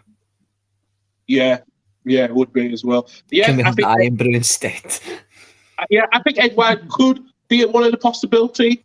Maybe a bit of a better upgrade than Bamford, a little bit, you know, of his goal scoring ability, because I think compared them two, Edouard's got a little bit more better goal rate than Bamford. He's more physical. I think he's got more physical presence than Bamford. Yeah, I agree. 100% I agree. You know, I think Bamford did deserve to prove the critics wrong, but can he do it long term wise? No, I don't see that. I agree. I don't think he's got it in him to do it like that.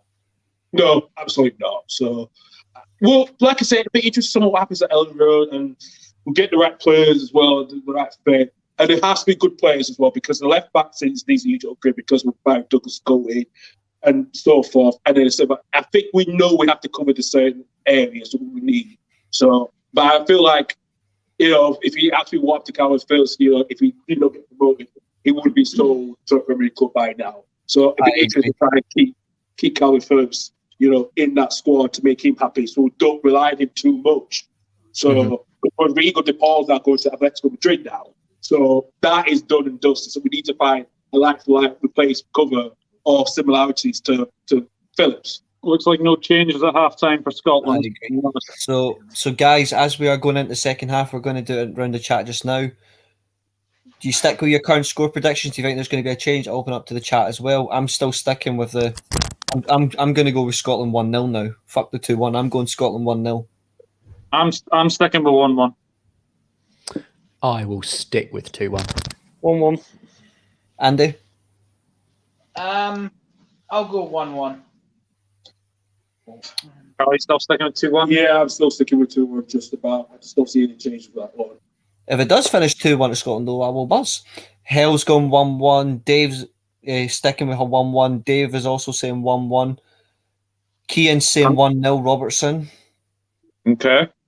Hello to Dave's LFC chats. Hope you're doing well. Ricky says going 2-0 England. And Zachary Lee, I think I've pronounced that right, is feeling a draw. It's going to end 0-0. Be realistic, lads. There is no goals in this game. 1-0 England, says Shane O'Donnell. All I'm saying is, Shane O'Donnell, if it does end 0-0, I would still take it. Because we could still get something off Croatia. I think Croatia are fucked. Second half is kicked off. No, I don't think the draw piss off the Brit pundits. I think it'll just piss off the English pundits. The funniest thing ever there was Jack Grealish. You thought he was starting to warm up, and you sort of did some warm ups near his seat, but then you're like, oh no, I'm under Southgate. I'm not going to get picked, and then he sits back down again. Yeah. To be fair, Ali McCoyce is actually good defending. Grant Hanley again. Sterling. Shaw. Come on. Sterling. Shaw's through. Close. Good defending. Kieran Tierney. Corner for England. That Southgate, Gareth Southgate's wearing so bad. The coat Gareth Southgate's wearing is so bad. JB says Croatia need to beat you guys so you will have tons of space to explore in their defence. That's a very fair comment. Like Croatia will come out. The likes of Kieran Tierney again. Kieran Tierney's been fantastic. Scotland are on the break here. Gilmore. His ball's just a little bit too far ahead of Callum McGregor. The likes of Rebic, Kramaric, all that. It's interesting for them. They will want the space. One player that's been really disappointing for Croatia is Rebic. That's 2 games he's been completely anonymous for Croatia. It's sad to say. Is he actually a striker? Because I don't think he's a left winger. He's a left winger for Milan. Yeah. But to be fair, he is good at cutting in as a striker. It's like Marcus Rashford. He's not good enough as a striker, but you play him out wide cutting in. Dangerous. Why are they not playing Kramaric up front? I don't get why. I honestly don't know. I honestly do not know. Harry Kane through here. Raheem Sterling. Great defending, Andy Robertson. Quality. Good save. What a save. As soon as the Euros are done for Robertson, the lighting is gone. Mason Mount, good save by Marshall.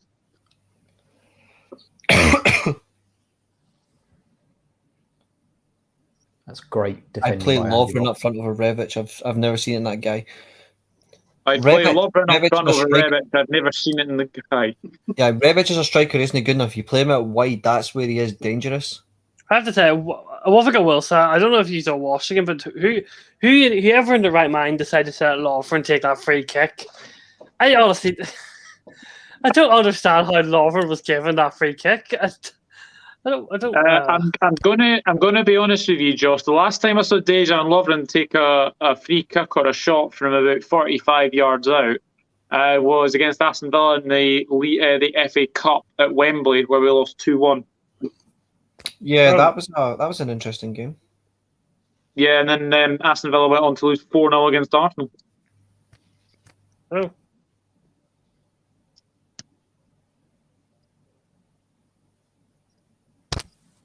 Don't dive in. That's it. Go on, Che. Pressure him. No, not pressuring Pickford enough. Is it too much respect for that? Because that shouldn't be pressure. Yeah, well done, Robbo, says Seamus Moore. Yeah, absolutely. Another meaningless ball will go out for a goal kick to Scotland. If England keep doing that, then that will please us even more. And you're right, Southgate's jacket is awful. Is Mandzukic still in the Croatian national team? No. He's completely done. Jack Grealish is he's looking warming up now. Wait, hold on. Good job. Reece hasn't got epilepsy. For what? Oh, the That's your. Yeah, I, I swear. I swear, I don't know why it does this. Right, I really don't know. Oh God, I remember his effort against United. Yeah, don't remind me. I'm glad I don't have epilepsy. Yeah, I'm so glad, but I don't know why my screen does this. I really don't know. I think it's just the camera. McTominay. That was typical for McTominay there. That really was like a good tackle, and obviously, but then just the final ball end product. Final ball. Atrocious. Yeah. I feel like Reece is going to come off the It's just, I think Sterling's just final ball. Well, be honest, Foden's on a yellow from the first game, isn't it? So if he gets booked, then he's going to be. Second half of the 3-1 win in 18-19. Before Shaqiri came on, he took it forward about 30 yards and decided heave ho from about 40 yards. Nearly killed someone in Rosette. Oh God, yeah. Rosette, ever so beautiful. Yeah, that was Dejan Lovren for you in a heartbeat. And I honestly didn't understand that sign. Oh yeah, go on. I'll cry. Go on. No. Oh, Madon. ooh. That was good play there. We badly need a sub. I actually think Reece James is being completely torn apart by Andy Robertson. Why do you think I suggested him starting yesterday? Yeah, exactly. I didn't want him starting. I wanted Kyle Walker. This is why I'm a tactical genius. You a tactical genius, yeah. It was me that said Reece James would start. Everyone was like, "Nah, Kyle Walker's going to start." Yeah, I know. We all said that. Okay, except for you. We know that. Yeah. Well, I said Reece James would start. You said Reece James. I said Reece James. Yeah. I said Reece James. I don't remember you saying Reece James. I said it in Stephen's preview, and I'm pretty sure I said it in our one as well. What? Go on. Run. Come on, Bulldog. Reece James, Foden. I think another one of the issues is playing, both Calvin Phillips and Declan Rice, because although obviously they're both good footballers, they're both very defensive, and you probably want someone who's slightly better. He's not playing Phillips as a defensive midfielder though. He's playing him further up. Yeah, he's playing more forward. I don't know why he is, but that's what he's doing. He's playing him further up in this game. But yeah. I get your point. I get where you're coming from. Reece James, Foden. I think when he plays for Leeds, he's more of that. Foden's cross, headed away by Tierney. I prefer Bellingham. He's more forward than I usually see him in the Leeds there. Yeah, that's very true. Rice to Stones. I'll take this kind of tempo all day. Yeah, I would as well. Yeah. Nathan and I are around his grandparents' house. Would Josh like to know what we had for tea? Go on, Paul. I need to see your daily menu. Go on. What is it with you and asking the daily menu? Like, because you moan at him about the he could be getting depressed, but you going, just ready, steady, Paul, or ready, steady, cook, Paul. No, that doesn't sound right. No, that does not sound right. That doesn't sound right at all. That sounds like a poorly constructed chick flick. Something as you lot would say, this is pish. As you lot would say, this is pish. To be fair, I think Scotland would be the more happier of the two teams so far, at least. Well, Scotland need a point here at the most. That's what Scotland needs to play for. I said before the game last night. I said that we would take a point. We would take a point. Evening, boys, says Andrew Rogers. Let's see what happens if I do this. This is going to be funny. I meant from England's perspective. Oh yeah, England, yeah. Nah, that doesn't work. I thought if I put in high definition, it would work. Oh, oops. I'll put into low def and see if it helps. Foden. No, it zooms me in instead. Low definition, zoom me in. That's beautiful. I didn't want that. Hey, this guy. Flipping heck. Said Isaac to Moses. That was You atrocious. did not need to see the. Oh God! Great effort by Reece James. I just seen a hairy man's chest. I don't really want to see that. Yeah, sorry, I would rather just go on Instagram and find that picture, like the chick that's on the bus. I would rather do Mellow that. the Star, cooked beef from me and said chocolate cake. Oh, it's a 3-course meal. Wow, you're treating yourself. You're treating yourself today. You know what's funny is there's an England fan there dressed in chainmail. Yeah. Like, what? Like, who you trying to get like a fight with? No one's called on the medieval shit in years. I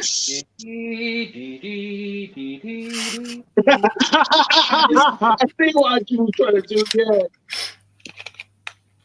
The good there is Big Andy. He is Go on, obviously Shay. drinking on. a tints. Oh, McGinn. Say his name more times over. He's still not going to get with us. It's not the 1640s anymore, lad, says Kane Dolan. That's a good point. Terrible. Or the 1310s. Go on, London. Oi, Oh, watch it! Watch your feet! go on. Oh! Go on. Go on. George is like, Oh. George's like, fuck, I'm not used to this pressure. Come on, there's a break on now. Go Come on. on, pick up the pace. Okay, you're so bad.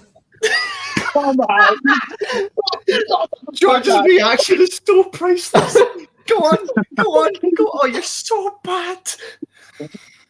That's Kane's only weakness, really. I mean, he'll probably have some other ones as well. But his I'm major saying weakness this now, right? Harry Kane, best striker in the Premier League, international football. He turns into Emil Heskey. Call Ghostbusters now.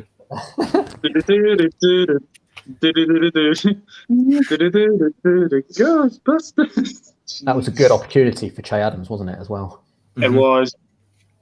Billy Gilmore has been the absolute outstanding player on the. And to be fair, out of both teams, I think he's been the best. To be fair, I think if you look at Che Adams, I think he's been brilliant. He's been excellent. Tierney's been solid. There's been a few England players, can't deny that, been solid.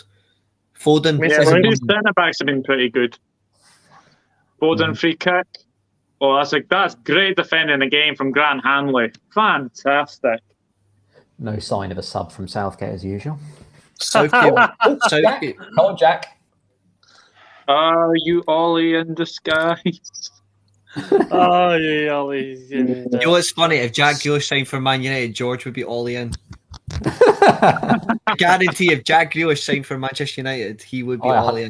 I 100% wouldn't be, but Yeah, you would. Yeah, you would. I don't.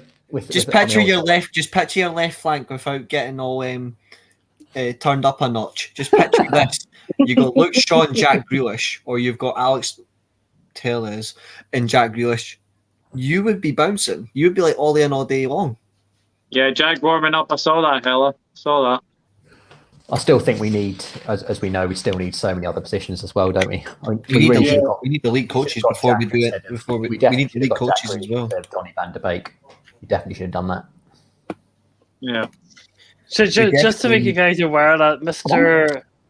Piers Morgan is Sterling. at this game. Oh shit! I hope he gets killed. Great defending. Come on, cross it. I hope Piers Morgan gets like booted in the pus of someone. Oh, Great defending. Great I defending. absolutely hate that misogynist. come on. Score. Oh my. George, remember they can't hear you. They won't do it on command.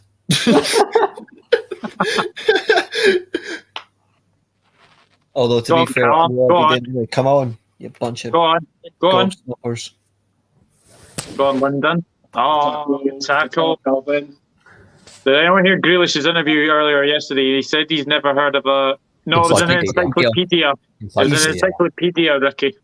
He's such a stupid fuck, but he's good at football. Yeah, exactly. Yeah, He's good at football, but he's thick as mints. That is very, very true with Grealish. Yeah. When I seen the interview, like, I got tagged in it just for like somebody time in saying like, just for randomly, here's something you wouldn't expect, and I replied back saying, Well, to be fair, I'm not surprised. I don't think education did anything for him. No. Brilliant, McTominay. Brilliant. And like with all that money, what's education got for him? Doesn't know what I said. Jack's coming on. Jack's coming on. Yeah, it's coming on. Yay! But who's he taking off though? I think Sterling or Hopefully Foden. Sterling. You know, it's funny. He's a good player, but I don't think he's. I don't think he's that as good as what people Tyrone claim. Mings just decided to do an overhead kick. Yeah, he I did. know. Scotland are on the attack here. It's not much. Go on. It's locked, yes. Donald, yeah. Trumpet. Oh, Not Sterling's in. trumpet. Come on, Sterling. How funny would it be if Sterling had a good a good 2 minutes and he tells Jack Grealish just sit the fuck down? Yes, Andy. Sorry, too long on the ball. And he knew he had King just behind him as well. Lyndon Dice is down. Go on, Andy. Andy going. Robertson putting Phil Elliott DeGeneres Foden on his arse. The beauty of it. Fun with that one. Bluebird Legends, yes. Loch Ness is worth a visit, mate. So's Loch Lomond. Best place to go in like water skiing and shit. Jet skiing and shit. I was at Go Loch on. Lomond for my uncle's wedding a couple of years Go ago. on, John. So, Go on. Oh no! Oh. Oh. Tyrone Mings luckily got his head to it. Hello, Hello, boys. Andrew. All right, Big Andy. How's Hello, it going? Rick. So you're trying to now? Yeah. Yeah. What do you think of this game so far? What do you think? It's been quality. I think we've been brilliant, man. I think we've been brilliant Yeah, so far. I do as well. If anyone else wants to join us, if you're from an exotic land or a random place in like Ipswich, like join us. Anybody wants to join us, by all means. Like there's plenty of spaces. Doug will no say no. Oh, off the line. Oh, you fucker! Oh my God. Fucking hell. Here, he's a different fucking- player when he's bald than being blonde, isn't he? Yeah, yeah, He's got rid of that bloody blonde hair. he has. Helpful. Yep. That was so close. So much for Scotland being a shite team, eh? You bunch of hooching fannies. A free kick to Scotland, I think. Harry Kane's getting frustrated. Harry Kane shouldn't even be on the fucking team. Oh, no, it's not Oh, going it's going in. wide. Not It's going going. wide. I thought Dykes actually done something decent there, but not to no avail. Aye. To be fair, like he has done the right decision though, to clear it. Yeah, he's made the right decision to shoot. Yeah. No, I'm saying it's the right decision. Foden. That's the first time I've seen him all that's game. surprising. Wow. It's surprising. I thought Sterling would have gone off. Sterling has been shit. Yeah. That has shocked me. So that means Jack Grealish is going to go in the Here middle. comes this Mason wee Mount, I Peaky think, Blinders comes out prick. wide. Peaky Blinders prick.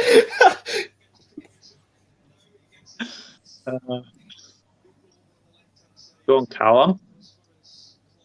Go on. McGinn. Come on, Super. Corner. So He does that should mean never been yellow card in the first half, by the way. Nope, I agree. Aye, never. It's pathetic. So is Mason Mount going on to England's right wing then? Jack Grealish playing on the, or is Jack Yeah. Sterling going to the right hand side? I think it'll be Sterling to the right and Grealish to the left. Left and Mount in the middle. The annoying thing is that's Raheem Sterling's natural position, right wing, not left wing. Mm. So hopefully Robertson breaks him.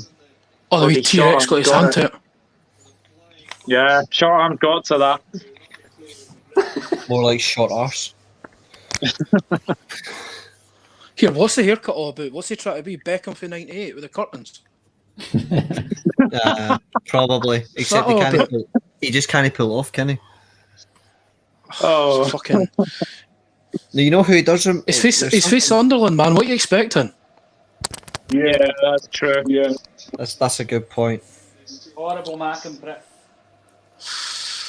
I'll let you say You know that, what- Andrew. you know what- you know what I think he's, From a- you know what I from think a- he's from- done is he's looked at that. He's looked at this. He's looked at haircuts all across the generation. He's went, Who was the ugliest prick from the night? Someone's JB said Rashford probably coming on for Sterling in a few minutes. Could do. Yeah, Rashford will go right though. That's the thing. He's ineffective on the right hand side. Don't know Hopefully about that. it's pocket. Foden's copying Gascoigne though. Well, The difference is Paul Gascoigne Yeah, had the talent. thing is- Phil Foden doesn't. Gaza's better than Foden now. Gascoigne And he's a with pisshead. 12 pint. Gascoigne with 12 pints of beer in him and a bottle of Buckfast is better than Phil Foden. Go on, Grace. Go on, Grace.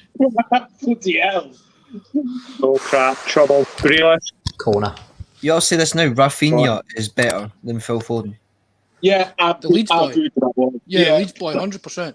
Best Edinburgh's player, better best than player Edinburgh. Glasgow. Nah, Glasgow. Glasgow. Depends on which bit of the way. Exactly. No, All my Glasgow family all day are Rangers fans, so I think Edinburgh's nicer, but Glasgow's got some good spots. Like Should have taken Glasgow's Rice got better off people. instead, says Helen. I think it's wise to keep the two defensive midfielders on because Scotland have been He's went dominating. full in the Ollie, midfield. hasn't he? He's went full Yeah. Ollie, two DMs. But the thing is, he's done it for the same reason. Ollie does it to protect the two defenders. Aye. Except- There's one decent thing. There's no Maguire's presence in this England defence. No. I think that's a Definitely. good thing. Oh, we can't get that away. Cheap one. Yeah, that is a cheap free kick, that.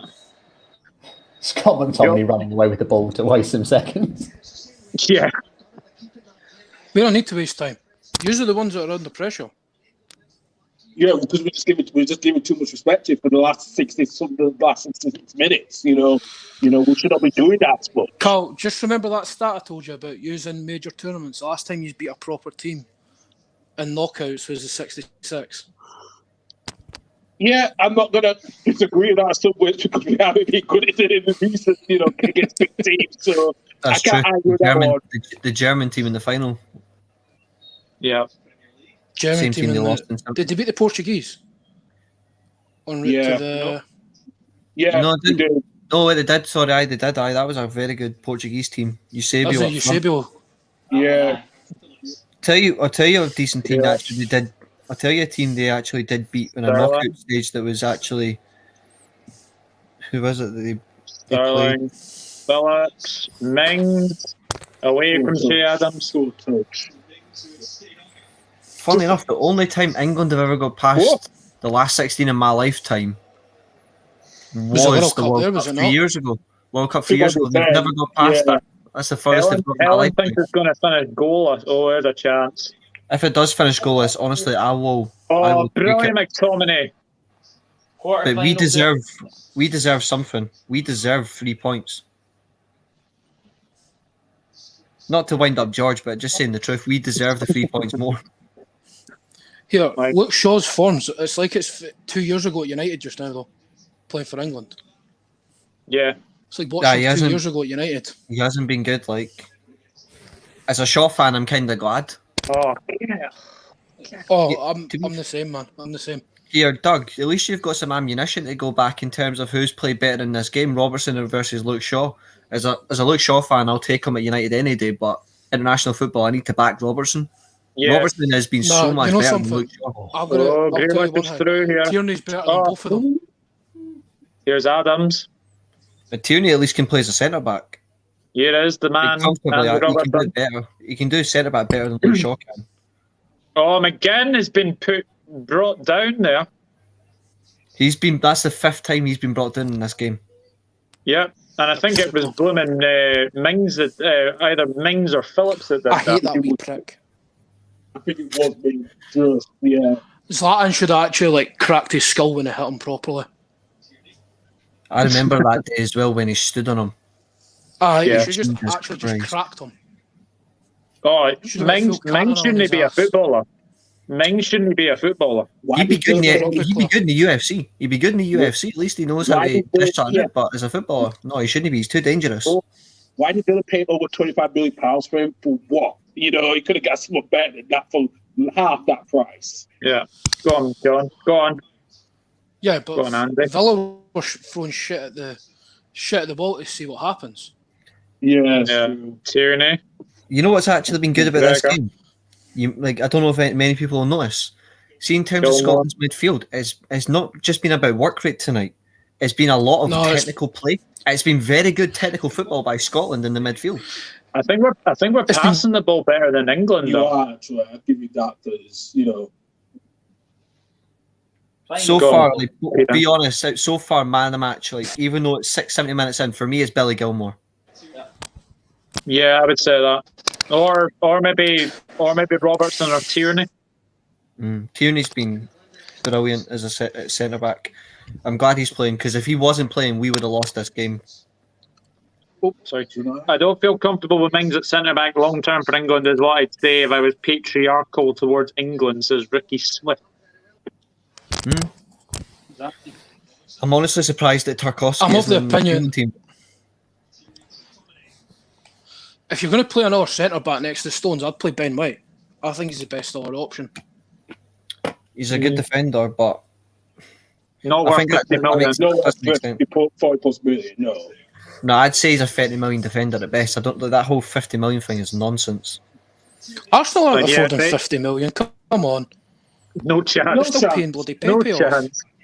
But he's not a 50 million pound defender though. That's just insane. That. But fair play to Brighton for turning up to beat it though. Josh, what's your thoughts on this game so far? Scotland should be winning. Scotland have had the better chances, more clear-cut chances, moving the ball better, defensively sound. England just look lost. They don't look like they have a game plan. They don't look like they know what to do in transaction, moving the ball very slowly. The right subs aren't being made. Yeah, it's been. Scotland should be winning. The funny thing is, George, even though you're smiling a wee bit there, you can't deny though, we should be. He's not. I think probably overall though, England have had the better chances. Have they done enough though? That's the thing. I think England haven't done enough compared to, obviously, if you look at the disparity in quality in terms of who called the Rashford sub? There's not been enough. But I think we've had the better chances. We said Rashford for Sterling. That's what Dolan, I think, said Rashford. Yeah, that's got to be coming. Yeah. See, if I was Southgate, I'd take Rice or Phillips off, stick Rashford up with Kane, and go two up top. But Southgate's a shitbag. It's a fair shout. I'll give you that. Clarke can play anywhere that midfield mid. So regardless, I would have put two up front, play Rashford off Kane. Yeah, hell, I would agree with that. When they say this, we did deserve 3 points, so I'm not putting the ball in the back of the net. No, but we have played well. We have played very well. Yeah, I'd say we've been total John Collins, passing, movement, tempo. We definitely do not deserve to lose this game. Anybody that I see on social media tonight, even if we lose this game, they say, "Oh, Scotland deserve to lose." No, they definitely don't. Paul's asked a very good question. Which film did you enjoy the most, Rob Roy or Braveheart? Rob Roy. Braveheart is a fucking disgrace for a movie. It's completely inaccurate. But fair enough, it's got some good actors, but it's completely inaccurate. I prefer Rob Roy. Oh my God, what has Luke Shaw done? Here, Douglas, Karl Edgar. I've just seen it as well. Watching United. You've seen it as well, yeah. He's raging. Yeah. All these England fans are sitting there going, "What the fuck?" And I'm like, "Well, yeah, it happened." Oh, Rusty, what are you saying? 11 Fodens, please. Lad's unreal. What? 11 Fodens? He's not done in this whole game. What's he on? Kane's going on. I'd say he's... Yes. Rashford I've seen somebody saying, I don't know if it was one of you, but... Wait, is he taking Harry Kane off? Somebody said... Yeah, he's saying Harry Kane off. That's bold. Someone said on my Twitter, Harry Kane didn't look fit. Now, if Harry Kane doesn't look fit and Rashford's been unfit for 2 years, why would you not play Calvert-Lewin? Oh, there's a king. There's a real king of England, though. Oh, that man in a suit, but why is he English? Yes, best decision ever, says Helen Raybould.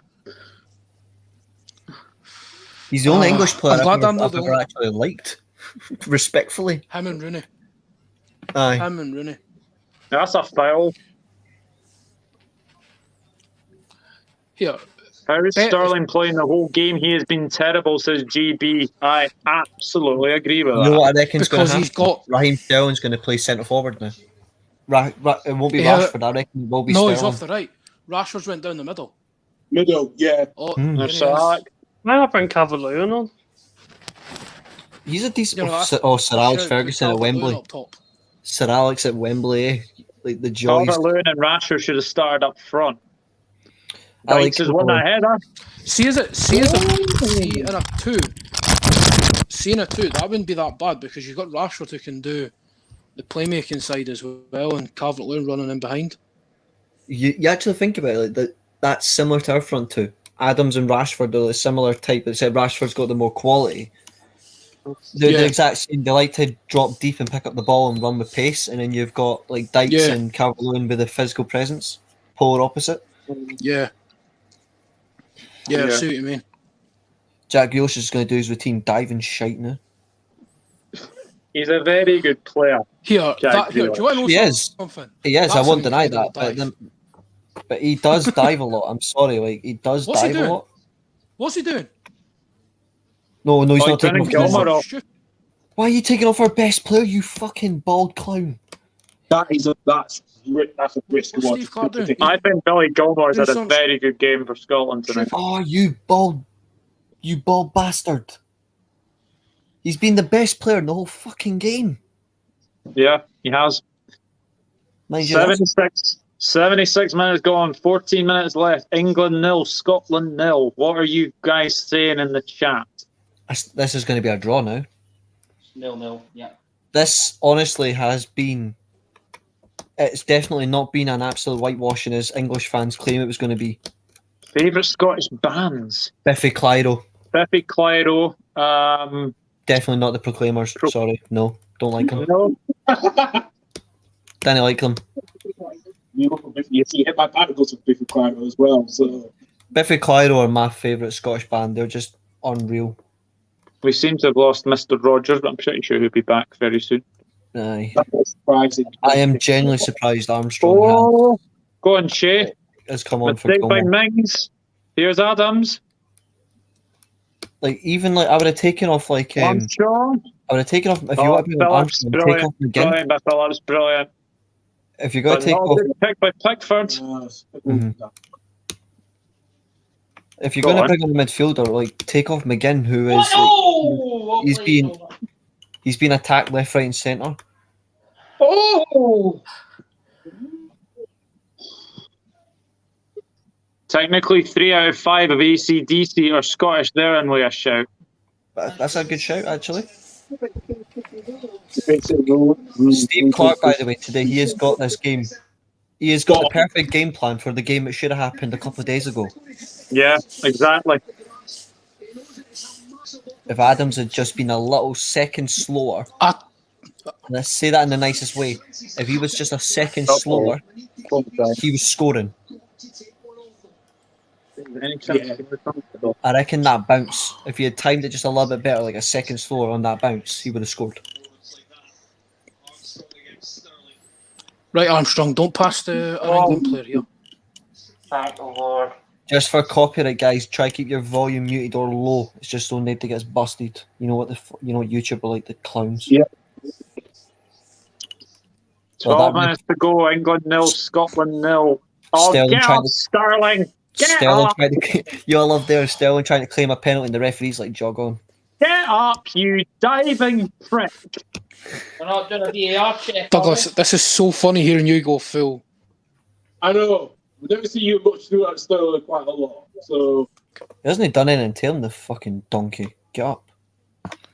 Do not VAR that. Sterling's a diving prat. no, it's always Jack. Oh, let's go over to Peter Walton. Fuck off. Peter Wong can suck my dick. He'll do it for a VAR check. I wouldn't let anything. I wouldn't let anything English go near my dick anyway. That's harsh. There's some nice English people. Except George.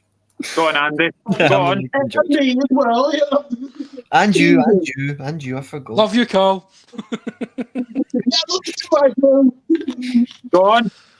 Come on. This has been a very good game though.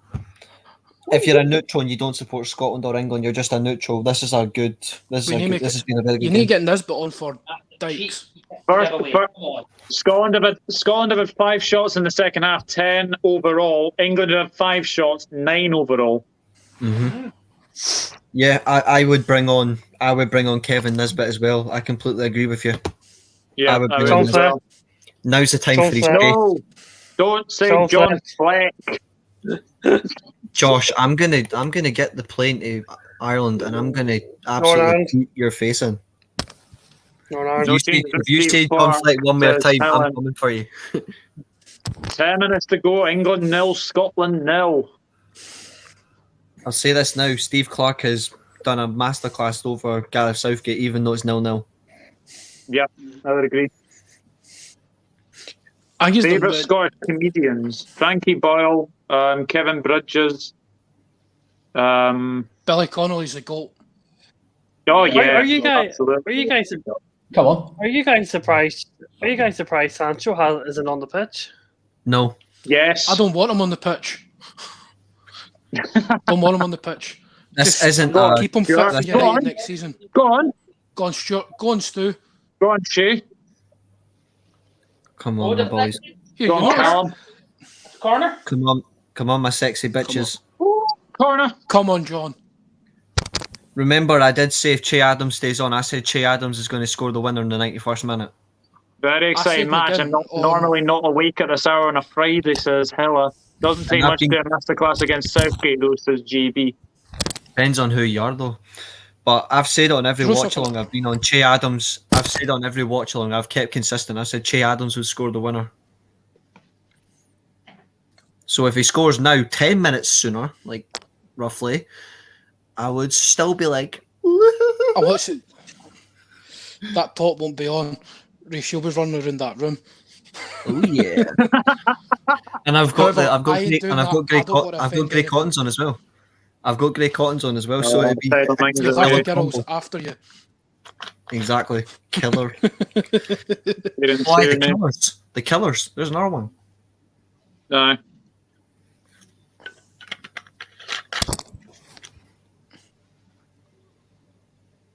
Reece James, Calvin Phillips.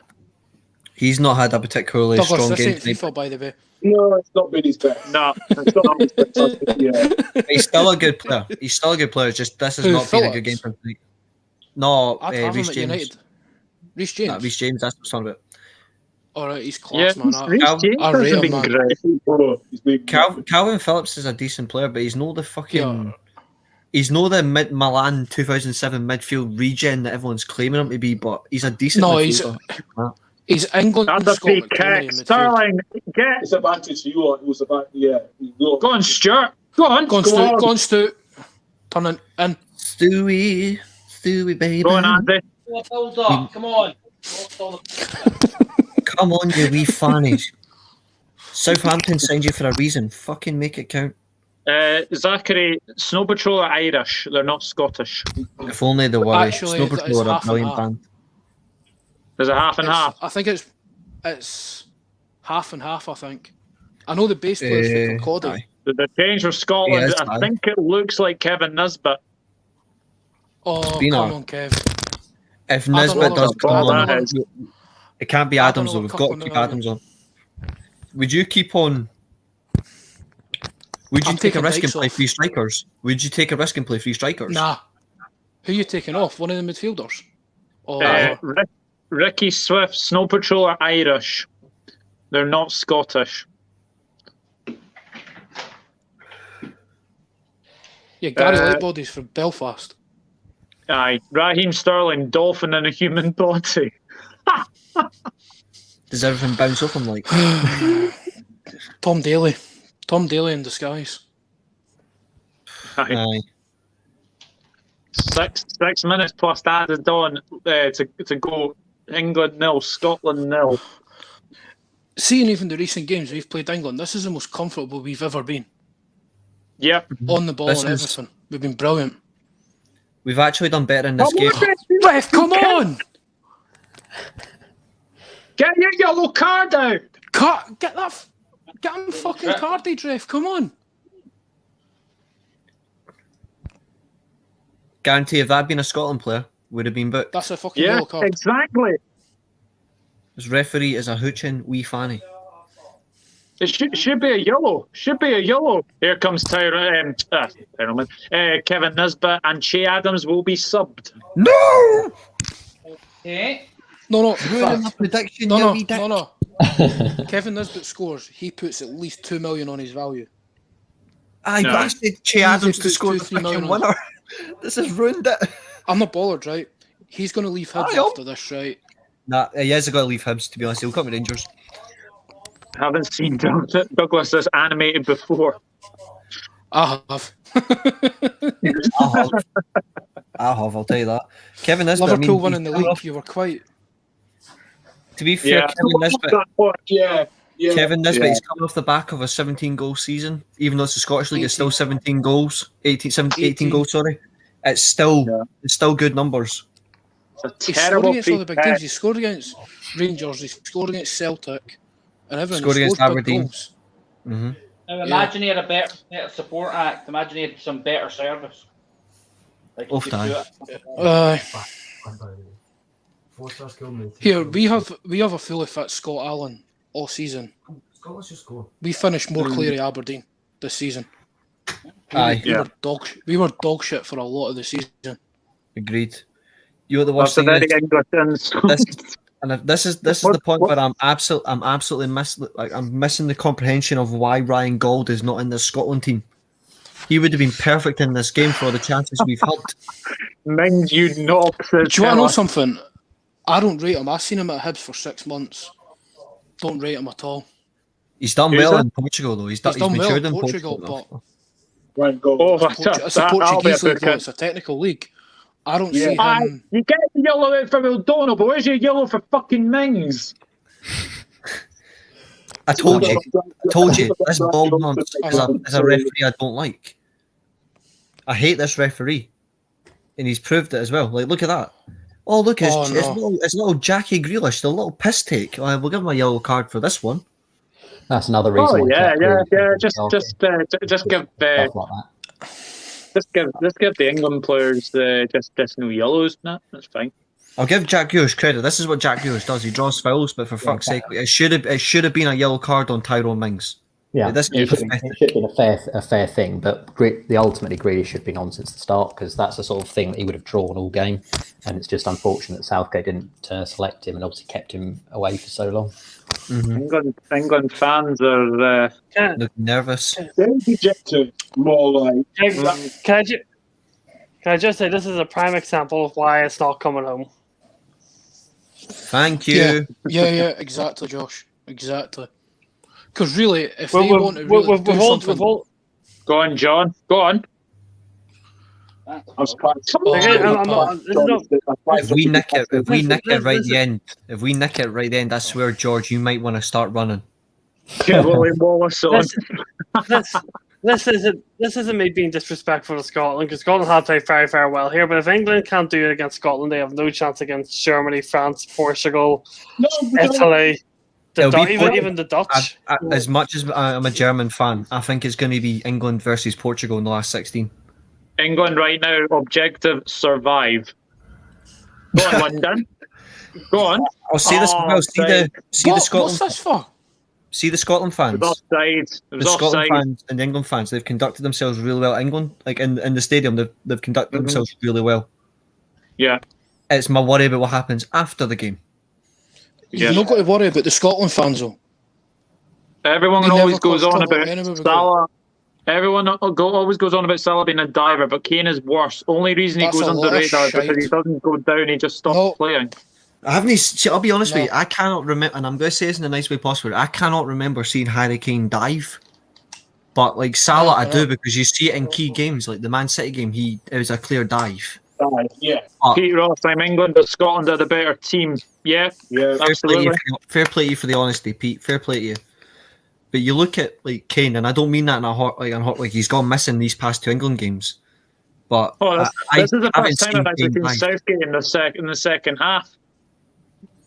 No, he's not looking happy at all. Here, what's that jacket all about? I really don't know. Is he trying to do Keanu Reeves from the early Matrix, like the first part? Ross England side says Helen Raybould. How many minutes added on? Because I'm at 89 and a half. It's frustrating because I'm at 89, I don't know when it's at half-time. How long added 3 minutes. It's feeding into the players. Look at Southgate in his rain jacket. Yeah. How long added on, folks? Nothing yet. They should. It can't be any longer than 2 or 3 minutes. It cannot be any longer. How many subs have you Right, made? we're in the 90th minute now. So how many minutes? Come on, Scotland. 2 minutes. 2 minutes. Come on, Scotland. Jesus. Come on. Honest to God, I drop see all the England fans I've actually spoken to. They've conducted themselves. Fair play to you. But the ones that said we're getting smashed. Reece James. What the fuck's happening there? The England fans that said we're gonna. What the hell was that? Free kick. The England fans that have been claiming Get all week. fucking up your Rice. The England fans have been claiming all week that Scotland were going to get pumped by England. I honestly, right now, I want you to give us an apology because we have been better than you for 90 minutes. Yeah, Reece, the minute you come off this, because it was going to be close game. You know, I've always said that it's going to be close. You know, for any of England fans who just think, oh, we're from Scotland. Scotland are not the team that we all knew from a few years ago. They're not. They're better than that. We're no pushovers. We're no pushovers. Yeah. It's no 3-0 Azerbaijan 3 years ago. Exactly. No. This is so much better, and I am genuinely so proud of the Scotland team because they went to England where they knew if they lost they would be out. If they lost this game, they would have probably been out. We've now got a point. Croatia are on 0. We are third in the group. No, Croatia have got a point. Croatia on 1. Oh, Croatia have got a point, sorry, but who's going to be our goal difference? Oh, they do. Fuck. I forgot they drew. No, it's not. No, it's not. No, Croatia got 1. Croatia got I know. 1. I forgot they drew. I thought they got beat. I forgot they drew. But we move on. Whatever you do, that's away. That's away. That's away. Come on. Oh, come on. 12 seconds, boys. Come on. Oh. Do not let Rashford Conte's right. Do not let him come on to the right. That's it. Yes, and away. Brilliant. Hey, yes. Yes. No, fair play to you all. You really did quite well. I'm not going to dispute that because that was just shocking from England. No. George, can I just say, mate, as an England fan, like you conducted yourself well, but you didn't pump us, mate. Just saying. Yeah, England played. I told you in the group chat. Like I know you were all confident, but I told you that we would not lose to England. Yeah, I said 1-1. I think it's safe to... Someone actually said 0-0. So if you beat, we beat Croatia. Croatia. If you guys beat Croatia, yep. Could you imagine the atmosphere at Hampton Park now? Even with 10,000 else. Yeah. It's a question of that third place spot now because it's got, like I said, if we don't beat Czech Republic, because I don't push overs out the way they beat you lot the first game. I just worry about if we finish third. It's the question of do we have a better goal difference in that third place. I hope we don't finish third, but it's now it's supposed to be game dog against Czech as well because it's everyone to play for now. Great result. Absolutely fantastic result. I'm gonna head here because I've got work in the morning, so I really enjoyed that. Enjoy the rest of your night. Yeah, no worries. Thanks, Josh. Well done, Scotland, and also George. Thank God I won't be here for your rant. He's not going to realistically need a rant, like because there's no much you can realistically say. Like it's just simple. You did not pass the ball quick enough. No. You didn't take your chances. We were the better team. We didn't finish it. But the difference is, I honestly believe for the whole 90 minutes, we were better than England. Yeah, I do as well. In terms of your capability, yes. Yeah. So that's what I mean. So basically what I mean by that is what England's standard should be, obviously given, like I said, given the massive disparity in terms of quality on paper, then England were well below par. Can we still finish second? No. Yes, you can. Actually, hold on. Yes, you can. Yes, because obviously England are still, because of the draw, it's on goal. It'll be on goal difference now. Could have won. Yeah, we could have won. We could have won. We move on. We can still finish second. Head to head doesn't come out as goal difference. Head to head does not. So I'll say this now.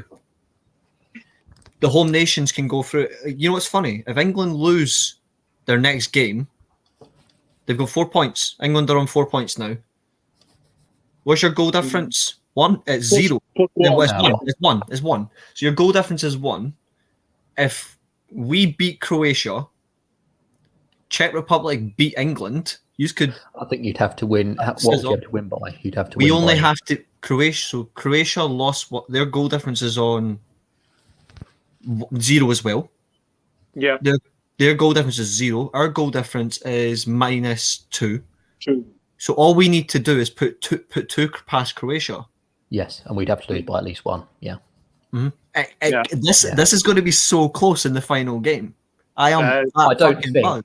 I mean, obviously, again, major questions are going to be asked of Southgate because that was unacceptable. But ultimately, we just, it's exactly the same situation in terms of the fact that, well, not quite actually, because I'm trying to think. Because I think where do you realistically, based on that game, I think we're on goal difference. We're behind them anyway, so we have to win now to get first. Realistically, based on that game, where do you go from here?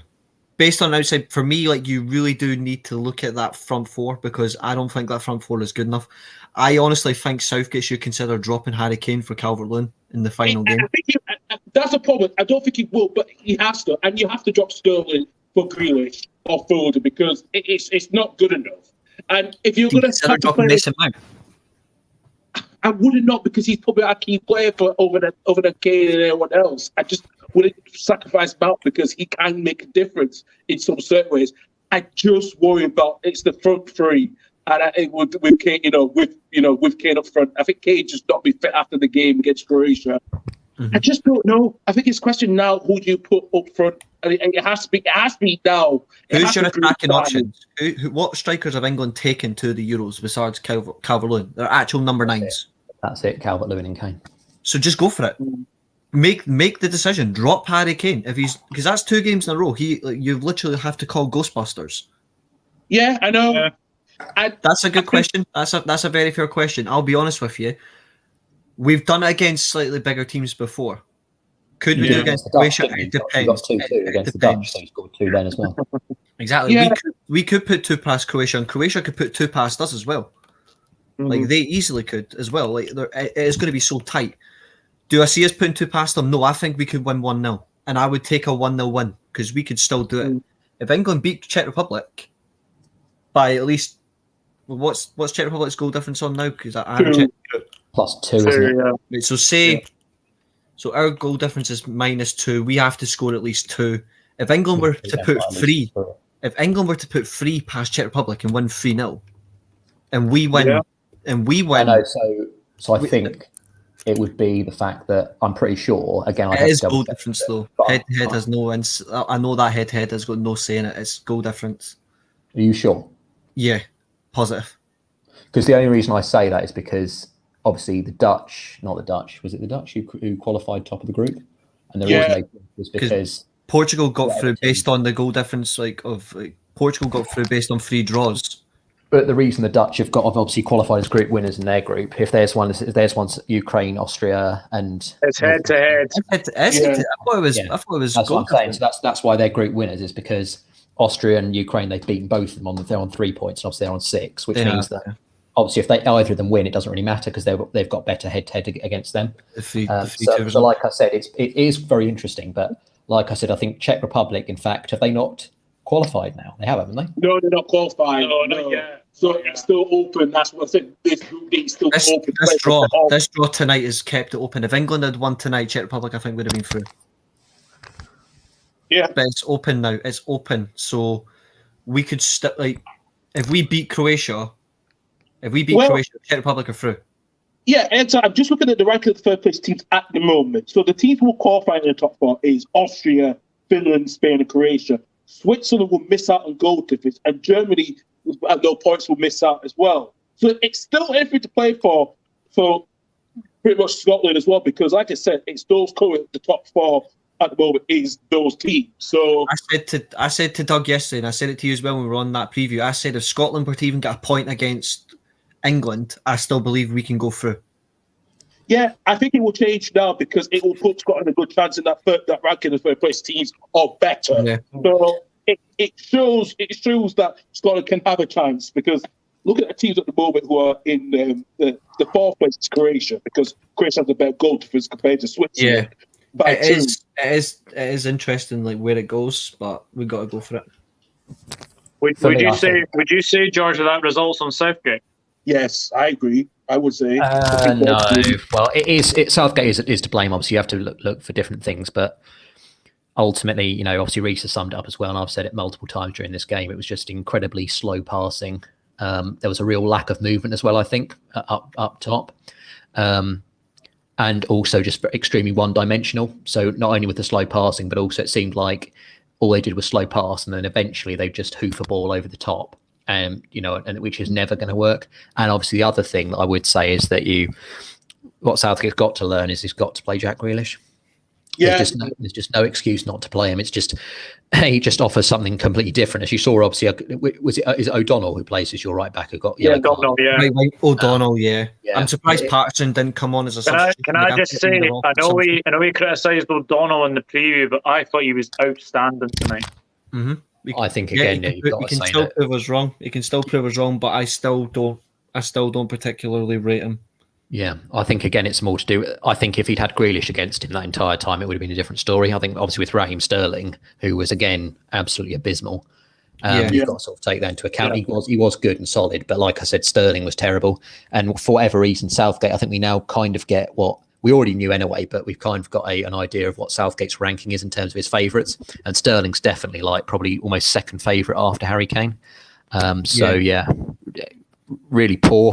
Ultimately, though, the players know they've still got all in their hands. They've just got to beat Czech Republic, and then they go through as group winners no matter what. So that's it. How are you feeling after that? I'm disappointed in a way. I think when we played these teams, that was we kind of wanted a few weak ones. And I think, like Josh said, we were just so slow. There was no energy. There was no juice between that team of playing football up a better tempo. And, I think Kane just looked isolated. He's not coming. He's not fired at the moment. And like I said, it's a question of, do you play Calvert-Lewin in that game against Czech Republic? It's a question. I don't think you could play Kane, but Southgate has to go all in now up in Greece in that final game. He has to go all in now, because this is why we really should start playing against O'Donnell. It just shows that Sterling's not the right person to play, And I think give credit to your right back after the first horrible game he had. He's proven dividends. He played a little bit better. Mm-hmm. Can I just say as well, very quickly, just to add on just another point, because whilst we're on this sort of subject, is that I think playing Calvin Phillips and Declan Rice was maybe slightly incorrect in this match. I know obviously Calvin Phillips wasn't ostensibly a CDM, but I think both Rice and Phillips are very much in that sort of destroyer mould, and they're not particularly good going forward. And I think again we missed someone who could just pass it quite quickly, mate. Have a good night, and try and get the ball flowing and try and dictate.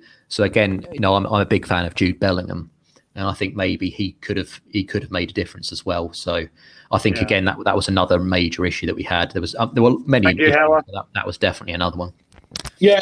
I 100% agree with that one. I think it will be changed in that midfield. I don't think he will play Henderson. I think Jude will get started in the starting 11. I think that has to be now, because I thought Jude could have started against, depending on what Karl, Rice and Phillips were going to play in the first game. But now after this, you have to put Jude and Bellingham in the last game now. Would you start Jude Bellingham in the next game? Yes, I would. Yeah. I actually think when you brought Grealish on, he looked more threatening than like how Raheem Sterling got 90 minutes. I will never know. No, I don't know. This is why I hate with Gareth's favours. I don't like. He's supposed to pick players based on form. He's still picking them on favours, and it's not fair. Sterling did not have not had a good season. He couldn't even get in the City squad most of the season as well. In that City 11 most of the season. I just don't know I don't know why Southgate constantly picked him. And it's a question now that he needs to look at that thinking, I got this so wrong. And I think he will make that later on in the tournament if we don't get beyond the last 16. I think he will realise it. Yeah, I completely agree there, lads. I'm just getting messages left, right and centre, so I'm still listening whilst we're chatting. I will say there as well, you look back at that game and there are some key points for Scotland where they can now move into Croatia. And the same for England. I think the one thing is for Scotland, this is the lineup we play against Croatia. We do not change. This is the lineup I honestly wouldn't change anything. I honestly wouldn't change anything. And as for England, I would make several changes. Absolutely embarrassing performance. We were shocking. Scotland had the better chances. What did we actually do? Never tested Scotland, and those moronic fans of our fan base say it's coming home. There's several things in there I think England need to change. For me personally, the 4-2-3-1, he needs to abandon it. I think he needs to go 4-3-3. Play. I think he will. Shut up, you. What? England was not.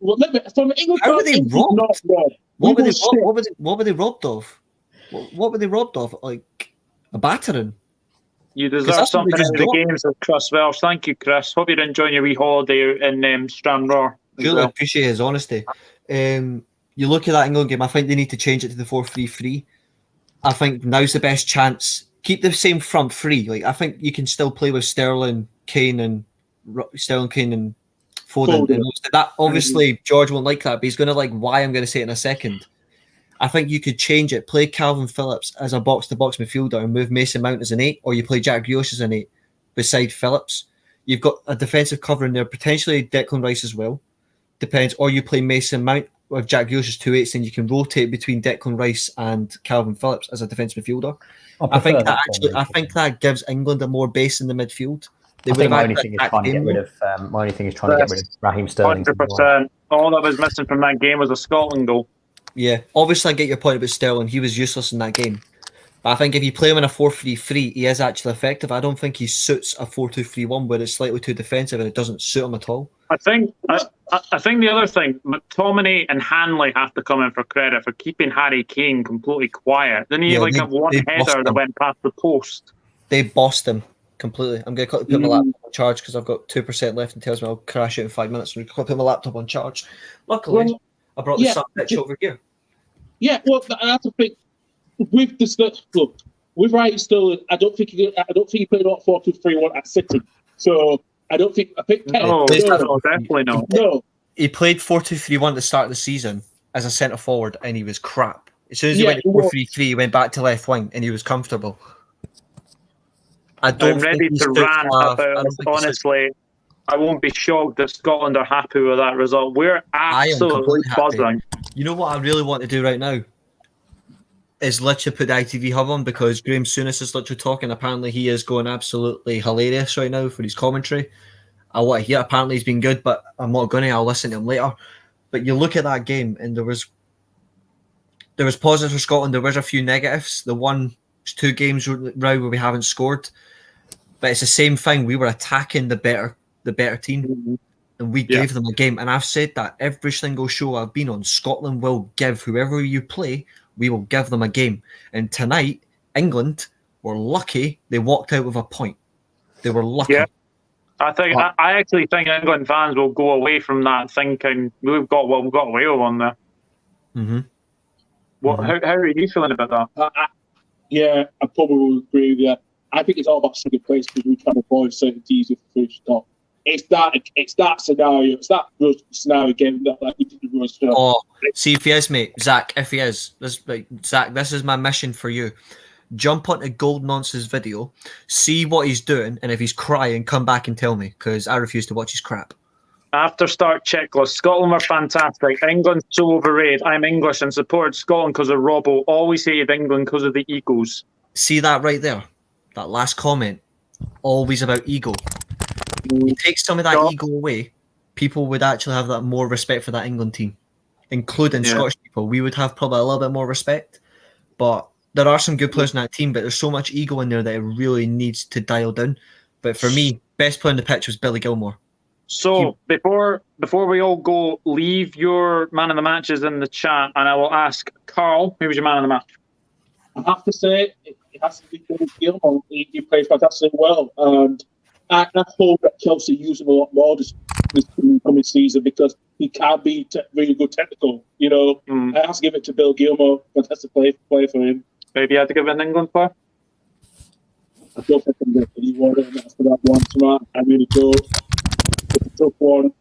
I don't know. I don't think there's any player in England player who's been rated to the man of the match for this in my mind. George, who's your man of the match? Yeah, Billy Gilmour overall. I think he incredibly impressive, dictated play, passing tempo, very accomplished performance, and really stood out. So yeah, Billy Gilmour. From an English perspective, Jack Grealish. Reece? I'm gonna stick with Billy Gilmour. I thought he was absolutely fantastic, and Scott McTominay, to credit, I have absolutely butchered him for over his performance in the last 3 games. Today he had a very good game. I will give him credit. I think you play him at centre back, stick him at centre back. At least he's got a presence. He's got a dominant. He can dominate there. Obviously, I don't want him as a centre back for Man United, but when he plays for Scotland as a right centre back, he's actually very composed. Another mention I would have to say is Robertson. I thought he was outstanding in that left wing back position. Reece James couldn't keep him quiet. Tierney was fantastic. I thought Marshall was solid when he was called upon. He didn't really have anything to do anyway. O'Donnell, not man of the match performance, but solid. I thought Hanley was superb. Who else did I think had a good game? McGinn, despite getting battered left, right, and centre. I thought Callum McGregor was solid. I thought he was much better from his appearance on Friday against Czech Republic. You see the pictures in Glasgow at the fan zone. Yeah, it's not a surprise with how. Yeah, they're happy. They're happy. My man of the match. I mean, you could probably give it to anybody in the Scotland team. I am going to give it. You see, I think Billy Gilmour had a very good game, but I agree with what Seamus said. Tierney and Robertson were very, very good. So they were. Overall, I just think what he did in that whole game for such a young lad playing his first start for his country as well. His first start, and he certainly showed why he deserves to be in that team. Honestly, I can't fault him. I think that's why I believe he deserves it. But to be fair, the other players as well, the likes of Robertson, Tierney, they deserve man of the match. I'm going to be honest, from an England perspective, there's only one player I would give man of the match to. Pickford. Yeah. For keeping the ball out of the England net. Is there anyone else I could potentially say? Mason Mount. That's 2 games in a row. He's been solid. He's had another solid performance for England. I think he's a top talent for England, but I just think he's Scottish Chelsea midfielder. Scottish Chelsea teammate was superior. Chris, honestly, if you have not seen Chris Welsh in videos or comments, he comes out with absolute crackers. This is one. I'm sure Sterling and Southgate be together on the inappropriate website tonight. Sterling is bloody useless, does nothing with the ball. My dog could do something more useful with the ball than Sterling. On that, You know what I love there is he put Southgate by capital and he left Sterling as a lowercase as well. That just shows how much he hates him. Oh, Gary Neville is looking really down, but Scott Brown is actually looking very happy. That bald moonlight will be enjoying that. Now we can go. But to be fair, he's got hair. He's got hair, mate. He's got hair. I'm shocked. I'm shocked he can grow hair. I am going to give it to Kieran Tierney. Good shout, mate. Good shout. I'm giving it to Kieran Tierney. I think he was fantastic, and first game back as well, looked really, really good. Managed to keep Kane quiet, kept Foden quiet, Sterling quiet. But to be honest, you could have given it to 11 Scotland players.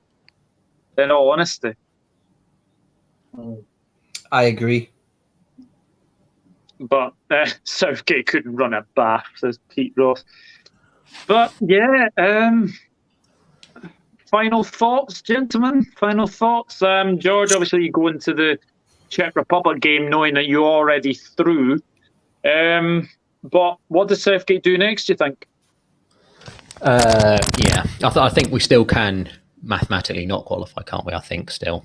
If Scotland's goal yes. different, and if Scotland's goal, actually, it's a head-to-head as well. It just depends. I think he's are still going through as group winners. Yeah, I still think we will beat Czech Republic. I think what these last two games have proven though is that you're not a dominant team. I'm sorry, but you're not. In the first 20 minutes against Croatia, I thought that England did actually pass the ball quite quickly, and it did look as though we had some incision. But then, for whatever reason, obviously since that first 20 minutes against Croatia, the players, whether this is down to Southgate or not, but the players have decided to play much more of this, dictating the play, but tempo, but incredibly slow. Yeah. And basically, they obviously need to try and channel whatever that was the first 20 minutes, because we do have some incredibly talented players who do incredibly well, obviously for club level. But they just whether they can replicate on the international stage. Again, obviously, Jack Grealish has to play. I've said it countless times. But again, I doubt he will. And yeah, it's going to be extremely interesting. Again, we should beat Czech Republic, but it won't be convincing. But yeah, it's all on the line for Southgate, and good luck to Scotland as well, obviously, because I want to see Scotland come through as well. So when it comes to qualifying, respectfully, when it comes to qualifying for major tournaments, England are always perfect, or at least they get like a draw and they win 9 games. Yeah. When they get to the major tournament, they go that media hype. As soon as that media hypes them, it gets straight to the players, and then they falter. That's the problem with this English team. And I'm like, the media really need to calm their jets. If the media just let them go, they would do something. But the way you played against Scotland, the way you played against Croatia after those opening 20 minutes, has convinced me what I've said. Every show I've been on about when I've been asked about England, and I've said the same thing over and over. This England team are not an attacking dominant team. They're just playing spells. They don't dominate games. And if you want to go and beat the best teams, you need to dominate. And if you can't dominate, you will not beat a France. You will not beat a Portugal. You will not even beat a Spain, who have been shite. You won't beat the Italians. No, you're not going to beat the Belgians. And Belgium have been pretty crap in some of these games as well. Yeah, they have. They've been terrible. You know who would be a tough test for England? And I can't believe I'm going to say this. Ukraine. Yeah, I would agree. It's just there's some teams that England could beat easily, right? But the games they should be winning, they do not do enough. And I think the best example is the friendly against Georgia.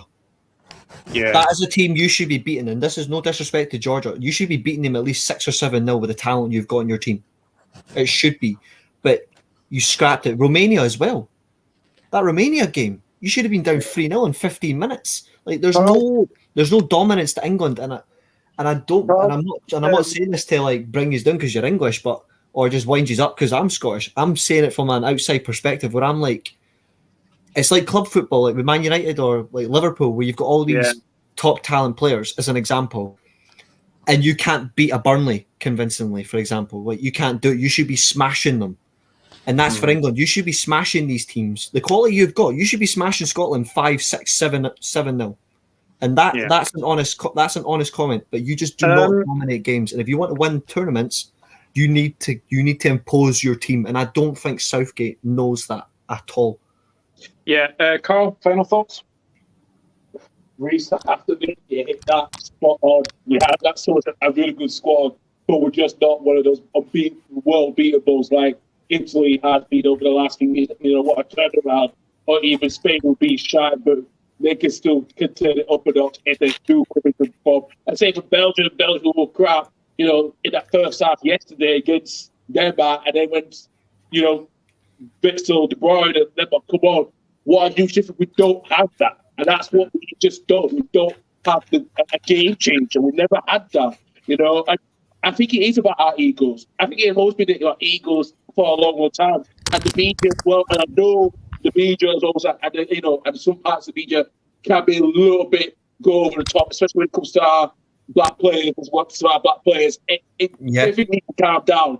I think this is now a point where it is now, like I said, we should be beating you lot 5-6-0 comfortably with the players that we have. You should, and that's coming from a proud Scotsman. Like you should be. Yeah, they should.